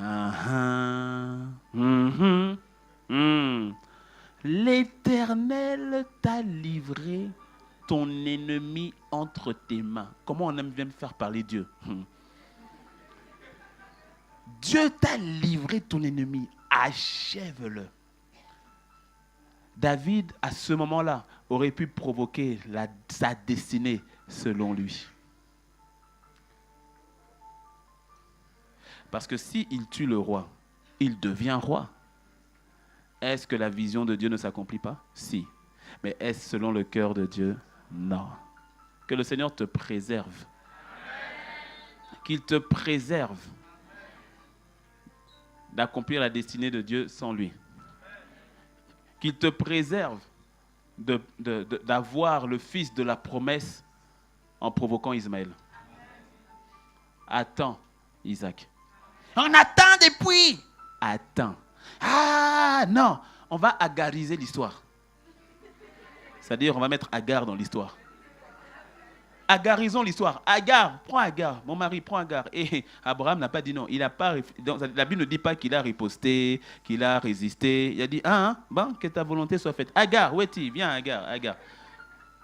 C'est comme s'il lorgnait sur la petite Agar depuis longtemps. Et quand Ismaël arrive, il faut que tu lises le texte dans son contexte. Il faut que tu comprennes une chose. Quand Ismaël est arrivé, Abraham était persuadé qu'Ismaël était le fils de la promesse. Oui, oui. Destiné atteinte sans Dieu, pour Dieu. Donc quand Ismaël naît, il est persuadé que c'est lui, le fils de la promesse. Quand Ismaël naît, Abraham n'attend plus quelqu'un d'autre. C'est bon, le fils est là. Il sort d'Abraham, non? Donc c'est bon. Oui, mais dans la pensée de Dieu, il ne doit pas sortir que de toi, Abraham. Il doit sortir de toi et de ta femme, Sarah.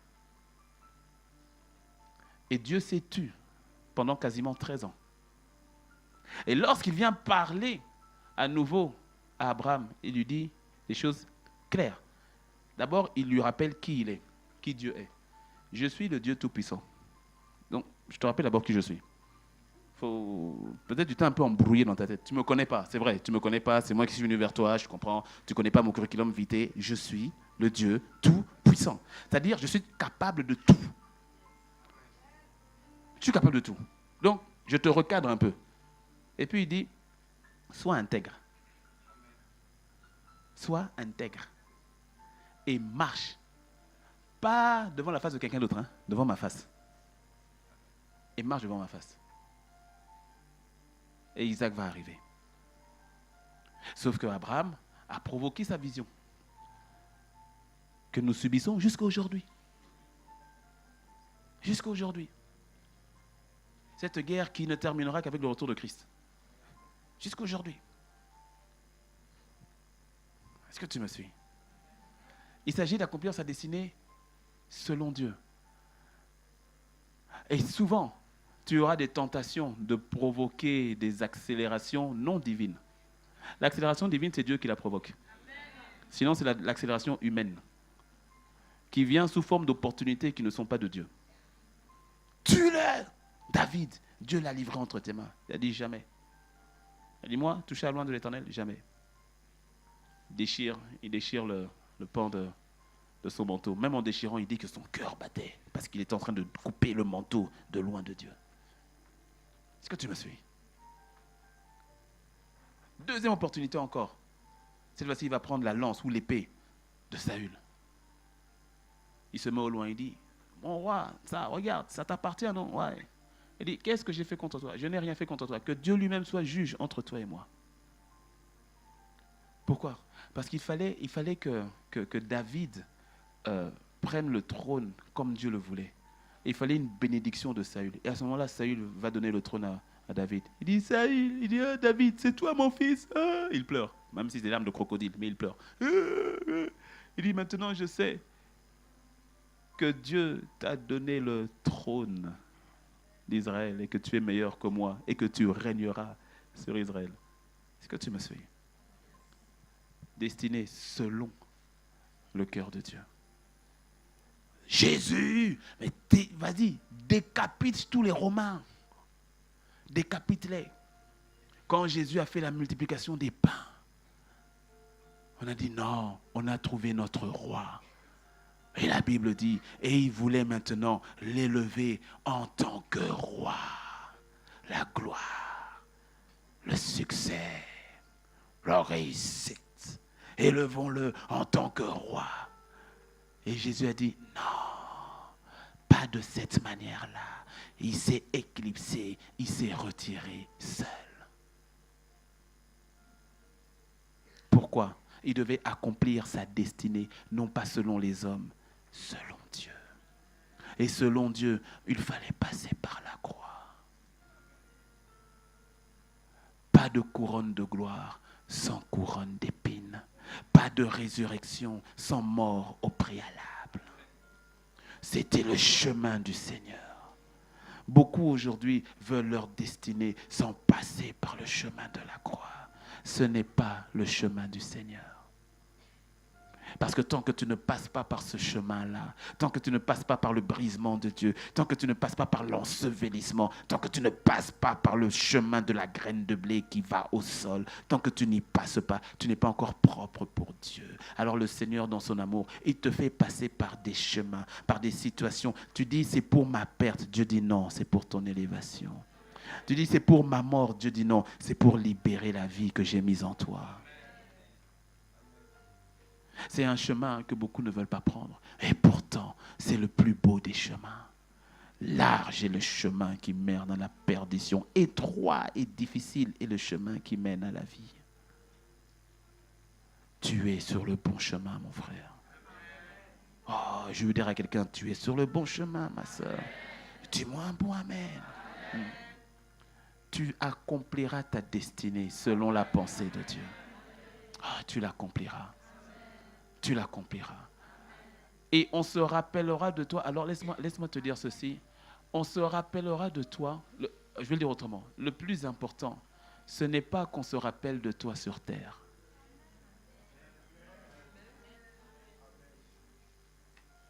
Assure-toi que l'histoire que tu es en train d'écrire sur terre est parallèlement écrite dans les cieux. Parce que l'histoire sur terre est comme une histoire qui est écrite sur le sable de la mer que la vague efface. Mais l'histoire qui est écrite parallèlement dans les cieux est comme une histoire qui est écrite sur le roc et qui est pérenne face aux vagues. Jamais elle ne sera effacée. Les hommes peuvent t'encenser, mais que dit Dieu? Les hommes peuvent dire que tu as réussi, mais que dit Dieu? Ne deviens pas un échec réussi. Un échec réussi, c'est lorsque les hommes t'acclament, mais que le ciel est triste. Un échec réussi, c'est quand les hommes disent « Wow, tu es arrivé », mais le Seigneur dit « Qu'est-ce que tu as fait, ma fille ?» C'est quand les hommes t'adulent et que le Seigneur dit « Pourquoi tu as pris ce chemin-là » Lorsque tu arriveras devant le Seigneur, il faut que quand tu arrives devant lui, que tu puisses te présenter fièrement, sans avoir à rougir, en disant « J'ai été fidèle ». En fait, ce n'est pas à toi de le dire, c'est lui qui va l'attester sur toi. Bon et fidèle serviteur, tu as été fidèle en peu de choses. Voici, rentre dans la joie de ton maître, je te rendrai responsable de plus de choses. Il doit pouvoir le dire sur toi. C'est pour cela que tu dois t'assurer que tu es en train de prendre le chemin que Dieu avait déjà tracé pour toi, selon qu'il est écrit dans Éphésiens 2, 10, que nous sommes l'ouvrage de Christ ayant été créés pour les bonnes œuvres qu'il avait préparées longtemps à l'avance afin que nous les pratiquions. Tu dois t'assurer que tu es en train de marcher sur le chemin que Dieu avait déjà tracé pour toi. Je suis en train de fermer la boucle. Rappelle-toi, il a dit, avant que je te forme dans le ventre de ta mère, je te connaissais. Il te connaissait, il t'avait établi, il t'avait déjà consacré, il t'avait appelé prophète des nations. Pour Jérémie, c'était prophète de nations. Et pour toi, il a dit peut-être pour toi prophète, peut-être pasteur, il a dit peut-être businessman, il a dit étudiant. Non, tu ne vas pas rester étudiant toute ta vie. Il a dit, il a dit peut-être professeur. Peu importe ce qu'il a dit sur toi, mais il a dit quelque chose sur toi. Il t'avait déjà établi, mis à part pour cela. Il ne s'agit pas de faire ce que papa veut que tu fasses si cela n'est en contradiction avec ce que Dieu dit que tu dois faire. Il ne s'agit pas de faire ce que la société dit que tu dois faire si cela n'est pas ce que Dieu a dit que tu dois être. Il t'avait déjà appelé, il t'avait déjà mis à part. Quand tu te présenteras devant le Seigneur, assure-toi que tu puisses répondre fièrement sur la base de ce qui était écrit sur toi au commencement, avant que tu ne sois relâché sur terre.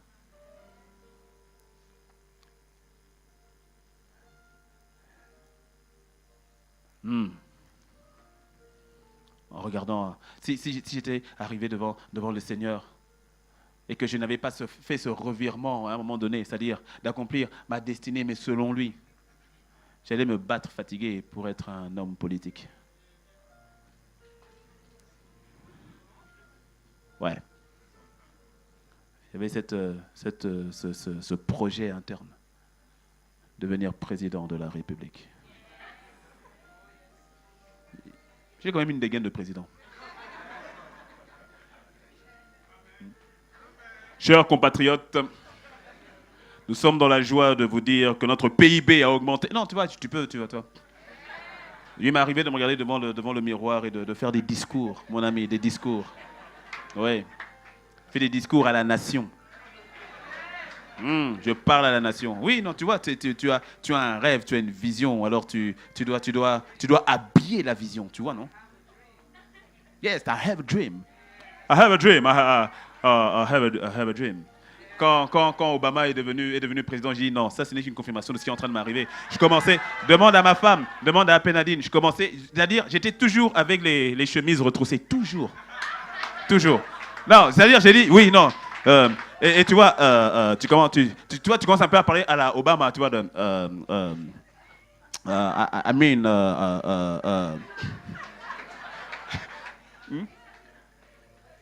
elle aussi, elle commençait à se préparer à la Michelle.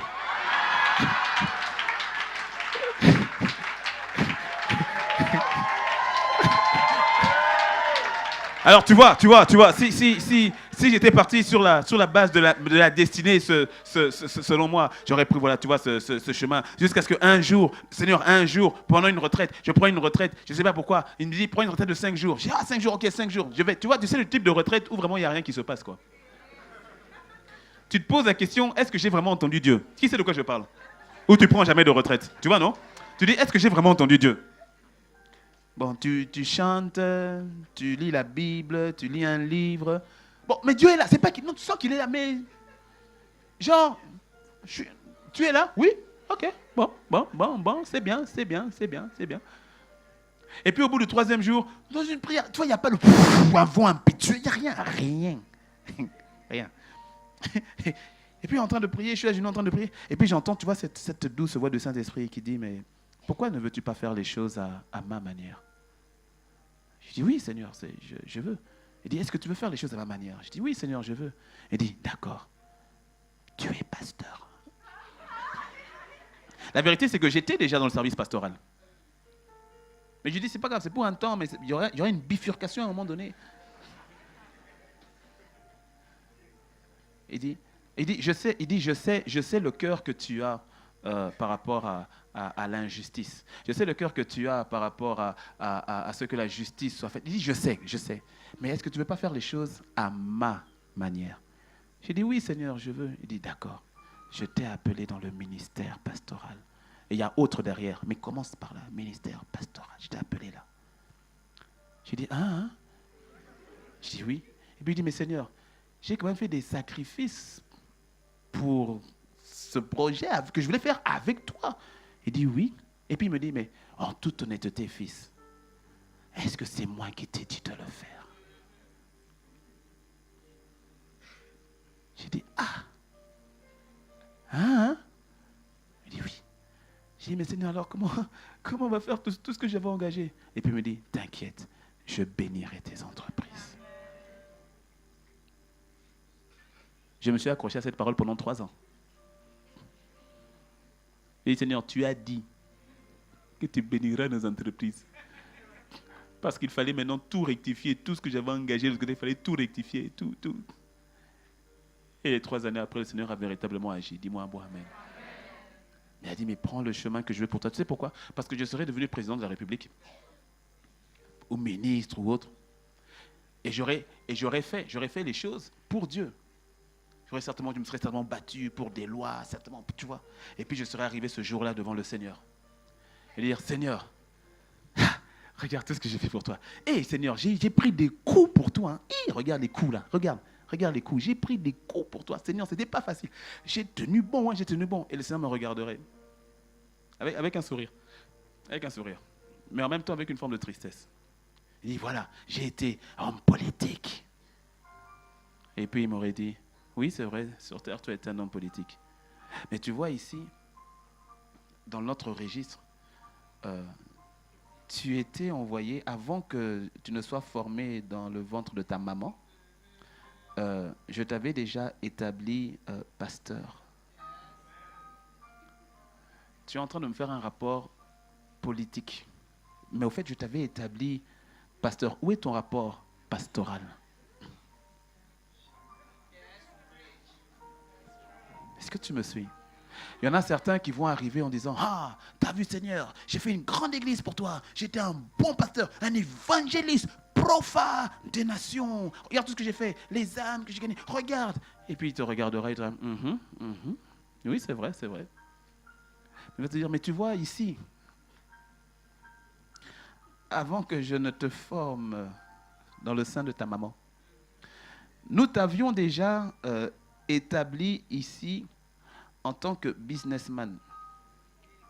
Parce que tu es censé me faire le rapport des différentes entreprises que tu devais ériger.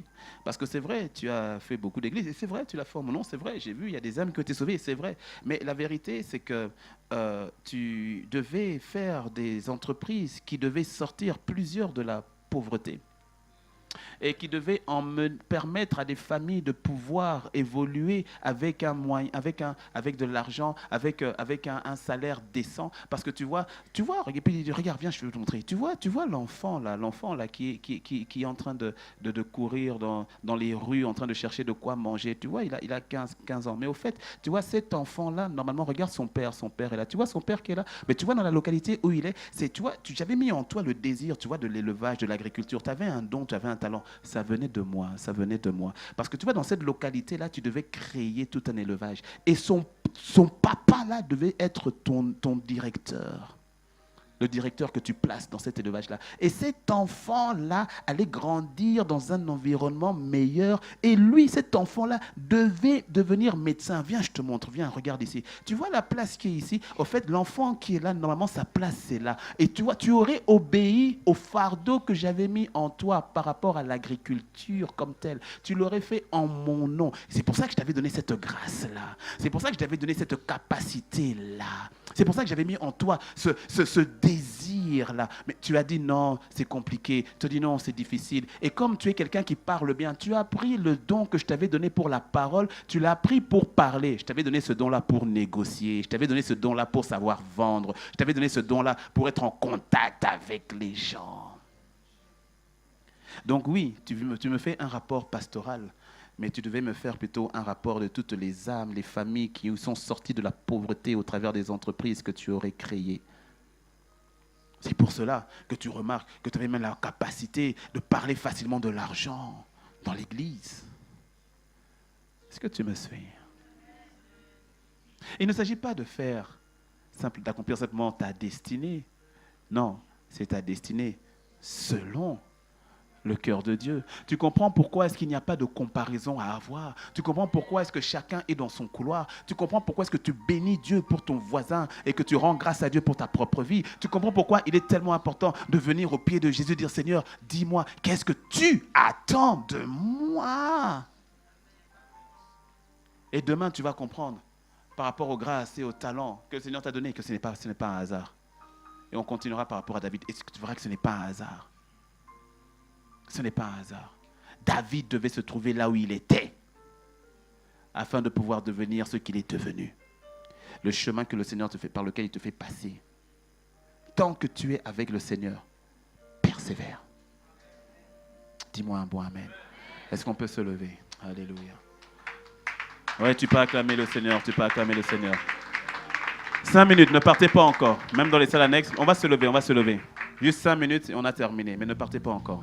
Parce que je dois prier je dois faire une prière générale. Et je veux que tu prennes 2-3 minutes.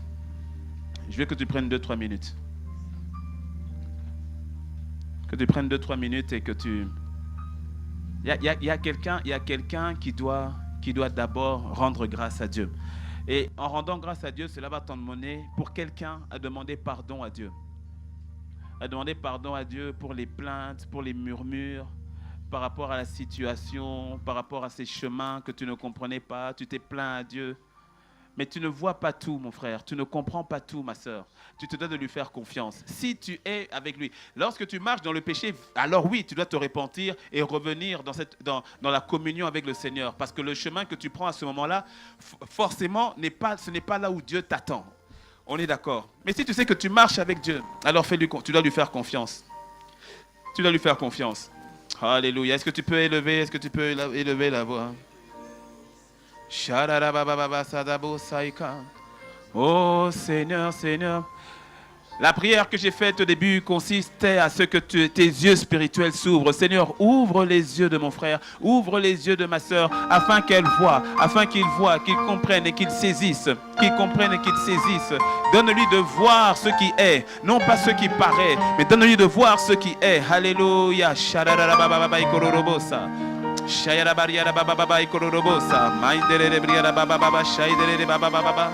Carere briara bo santeria da baraba scendere le besindere le bocororo saitara la boschete shaya da barere le bayande braba baba baba oh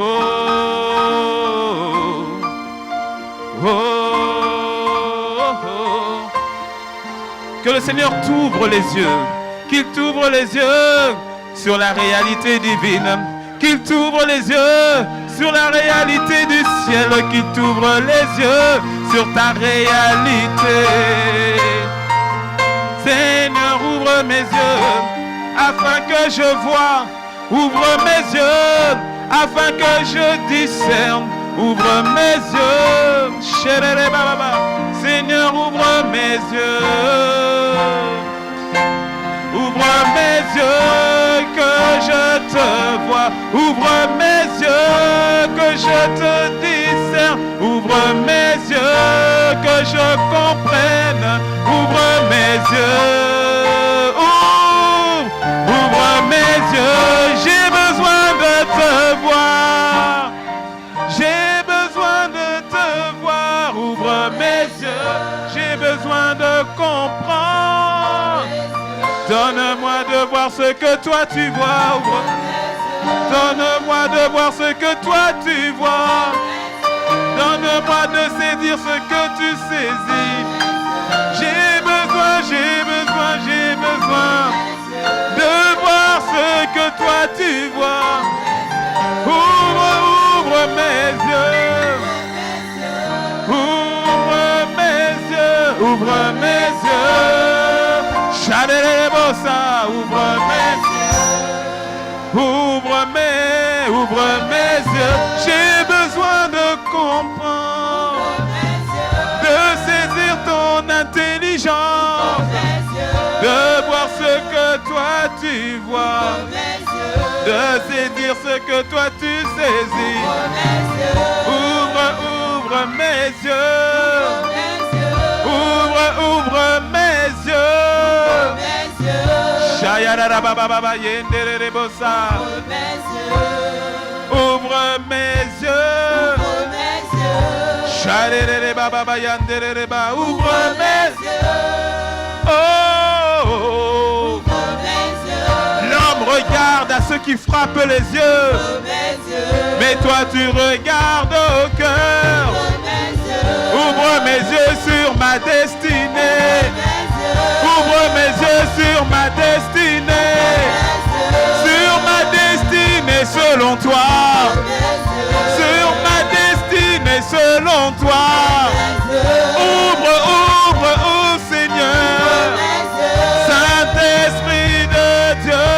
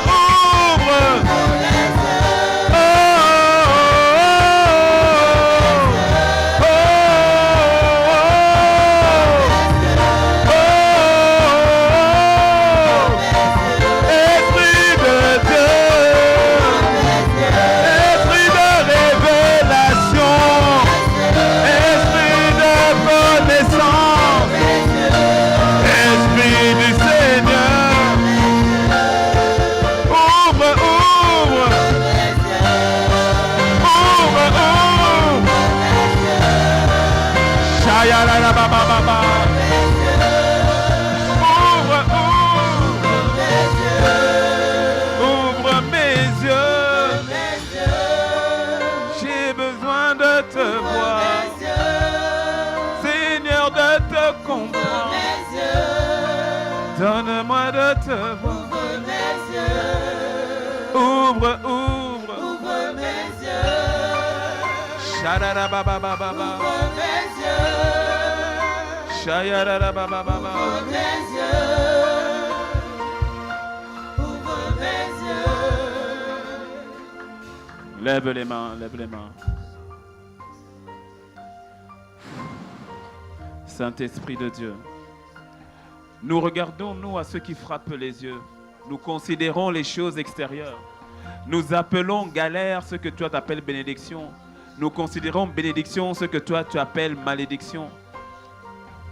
Nous appelons promotion ce que toi tu dis être une perdition. Et nous jugeons perdition ce que toi tu appelles élévation. Les yeux physiques nous trompent. Les considérations physiques nous trompent si facilement. Mais fais grâce maintenant à ton Église, à cette jeunesse, à mon frère, à ma sœur. Fais grâce à tout un chacun de voir les choses comme toi tu les vois, de comprendre les choses comme toi tu les comprends. David, en plein milieu de la brousse avec les animaux, était au bon endroit. Tu le préparais pour plus grand. Tu le préparais pour plus grand. Il ne s'est jamais plaint. Même lorsqu'il a été oint par le prophète Samuel, il est reparti à nouveau en plein milieu des brebis. Seigneur, donne-nous de comprendre ce que David avait compris. L'élévation, c'est là où tu te trouves. Le bon endroit, c'est là où toi tu te trouves. Apprends-nous à discerner notre environnement, non pas sur la base des circonstances extérieures, mais sur la base de ta parole et de ta présence. Apprends-nous, Seigneur, à discerner les saisons sur la base de ta présence et non pas sur la base des difficultés ou des facilités. Apprends-nous, Seigneur, à discerner. Nous voulons que tu nous ouvres les yeux sur les saisons de nos vies, sur les emplacements de nos vies, sur les relations que tu emmènes dans nos vies. Demain, tu nous emmèneras à aller en profondeur là-dessus, mais dès maintenant, apprends-nous à discerner ces choses. Apprends-nous à discerner ces choses. Seigneur, je veux recommander tout un chacun ici à ta grâce. À ta grâce, Seigneur. Il n'y a point de hasard. Une génération que tu t'es mise à part, une génération consacrée pour toi, une génération embrasée pour toi, verrouillée et validée par toi. Seigneur, merci. Seigneur, merci. Que ce dépôt de ce soir porte de son fruit. Qu'il porte de son fruit dans la vie de mon frère, dans la vie de ma sœur, dans la vie de chaque personne ici présente. Embrase toutes les communautés représentées ce soir. Embrase toutes les églises représentées ce soir. Embrase ton église ici à Cotonou ce soir. Embrase-nous, embrase-nous, embrase-nous. Nous te bénissons, Père. Alléluia. Garde les yeux fermés, baisse les mains. Garde les yeux fermés, baisse les mains. Les yeux fermés, les mains baissées. Reste dans la position où tu es. Reste dans la position où tu es. La position où tu es. La soirée de ce soir termine. Elle se termine. Mais avant qu'elle se termine,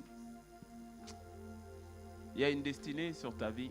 Le Seigneur te connaît. Avant que tu ne sois dans le cœur, dans le ventre, de ta maman, il te connaissait.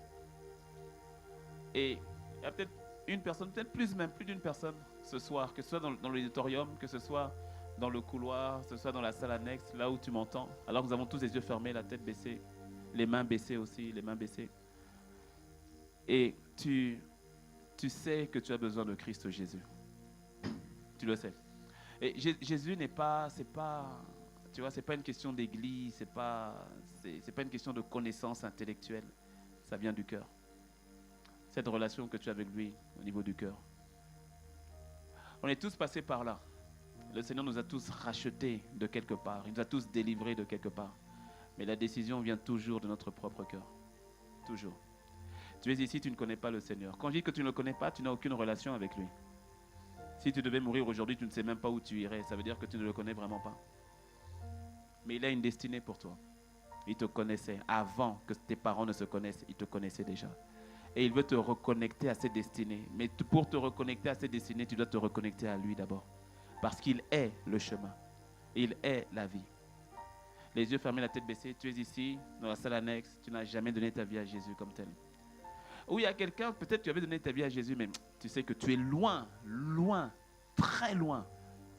Tu ne sais même pas comment tu t'es retrouvé ici. Il y a quelqu'un, tu t'es retrouvé ici parce que tu as dit, Seigneur, fais quelque chose, fais un miracle. Fais un miracle. Tu as jeté toutes tes cartes en venant ici en disant, Seigneur, j'espère que je vais te trouver. Et il est là. Et il est là. Les yeux fermés, la tête baissée. Tu n'as jamais donné ta vie à Jésus? Ou tu fais partie de ceux-là qui veulent revenir à Christ Jésus? Si c'est ton cas, lève la main là où tu es parce que je vais prier avec toi. Lève la main là où tu es. Il y a des mains qui se lèvent. Que le Seigneur te bénisse. Que le Seigneur te bénisse. Dans la salle annexe aussi, tu lèves la main. Tu n'as jamais donné ta vie à Christ Jésus? Ou tu veux revenir à Jésus, c'est-à-dire que tu as rétrogradé, tu étais comme l'enfant prodigue. Je l'ai été aussi, je sais très bien à quoi ça ressemble.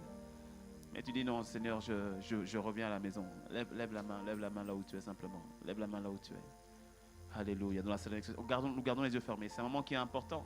C'est un moment qui est important parce qu'il s'agit d'accomplir ta destinée. Et le Seigneur veut que tu accomplisses ta destinée. Alléluia. Gardez les mains levées, vous tous qui avez levé la main, vous êtes plusieurs, gardez la main levée. Dans la salle annexe aussi, gardez la main levée. Dans le couloir aussi, gardez la main levée. Je demande un dernier effort. Si tu as levé la main, reste debout ou bien mets-toi debout. Les autres, asseyez-vous parce que je vais prier pour tous ceux qui ont la main levée. Je vais prier pour tous ceux qui ont la main levée. Si tu as levé la main, reste debout ou bien mets-toi debout si tu as levé la main. Et les autres, asseyez-vous. Dans la salle annexe aussi, je vais prier avec vous. C'est une décision qui est importante. Tu as une destinée à accomplir. Et elle ne s'accomplit qu'en Christ Jésus. Elle ne s'accomplit qu'avec lui. Waouh, que le Seigneur vous bénisse. Je sais que parmi vous, certains font la prière pour la première fois. Et parmi vous, il y en a d'autres qui reviennent à Christ. C'est excellent. C'est juste excellent. Juste excellent. Alors à vous tous qui êtes debout, dans la salle annexe aussi, dans le couloir, vous tous qui êtes debout, mettez la main sur le cœur. Mettez la main sur le cœur. Vous allez répéter cette prière après moi, en croyant du plus profond de votre cœur. Et toute l'église comme une famille, on va tous répéter et vous accompagner dans la prière. Dites avec moi, Seigneur Jésus, je te dis merci pour ton amour à mon égard. Je te demande pardon pour tous mes péchés. Je viens à toi tel que je suis. Prends-moi, Seigneur. Transforme ma vie. Je te reconnais comme Seigneur et comme Sauveur. Que ma vie t'appartienne. À partir de ce jour, je refuse la vie du péché. Je veux ta vie. Ta vie, Seigneur. Je m'abandonne à toi. Je te dis merci. Parce qu'aujourd'hui, les choses anciennes passent. Et toutes choses deviennent nouvelles. Je te dis merci, Seigneur. Je t'aime, Seigneur. Ok. Restez debout. Maintenant, vous qui êtes autour, si vous avez quelqu'un qui est à côté de vous, on va prier ensemble. Si vous voyez quelqu'un qui est debout autour de vous, on va tendre la main, on met la main, on va prier ensemble. Recommandons-les maintenant à la grâce de Dieu. Recommandons-les à la grâce de Dieu. À la grâce de Dieu. Élevons la voix dans la salle annexe, comme une famille. C'est comme une famille maintenant. Alléluia. Nous avons 24 personnes dans les salles annexes pour qui nous prions aussi. 24 personnes qui se sont levées aussi dans les différentes salles annexes. Et on prie pour eux. Élevons la voix comme une famille. Allons-y, peuple de Dieu, jeunesse du Seigneur. Élevons la voix. Alléluia. C'est un moment qui est important. Il y a une destinée qui est reconnectée à l'éternité. Il y a une destinée qui est reconnectée à Christ maintenant. Seigneur, merci. Seigneur, merci. Merci. Shararabrobo, satarababa. Seigneur, nous te rendons grâce, Nous prions, nous les recommandons à ta grâce, Les choses anciennes passent, toutes choses deviennent nouvelles. La décision que mon frère a prise, la décision que ma soeur a prise est une décision définitive. Elle marche avec toi, il marche avec toi. Et plus jamais il ne se détourne du droit chemin. Merci, nous te les recommandons à ta grâce. Il y a de la joie dans le ciel. Lorsque un seul pécheur revient à toi, lorsque une seule âme revient à toi. Et cette joie dans le ciel est libérée ici maintenant. Elle est libérée en ce lieu qui est une ambassade qui nous regroupe nous tous. Dans le nom de Christ Jésus. Est-ce qu'on peut acclamer le Seigneur? Oh, embrassez nos bien-aimés. Dites-leur bienvenue. Oh, embrassez nos bien-aimés. Oh, est-ce qu'il y a de la joie? Oh, est-ce que tu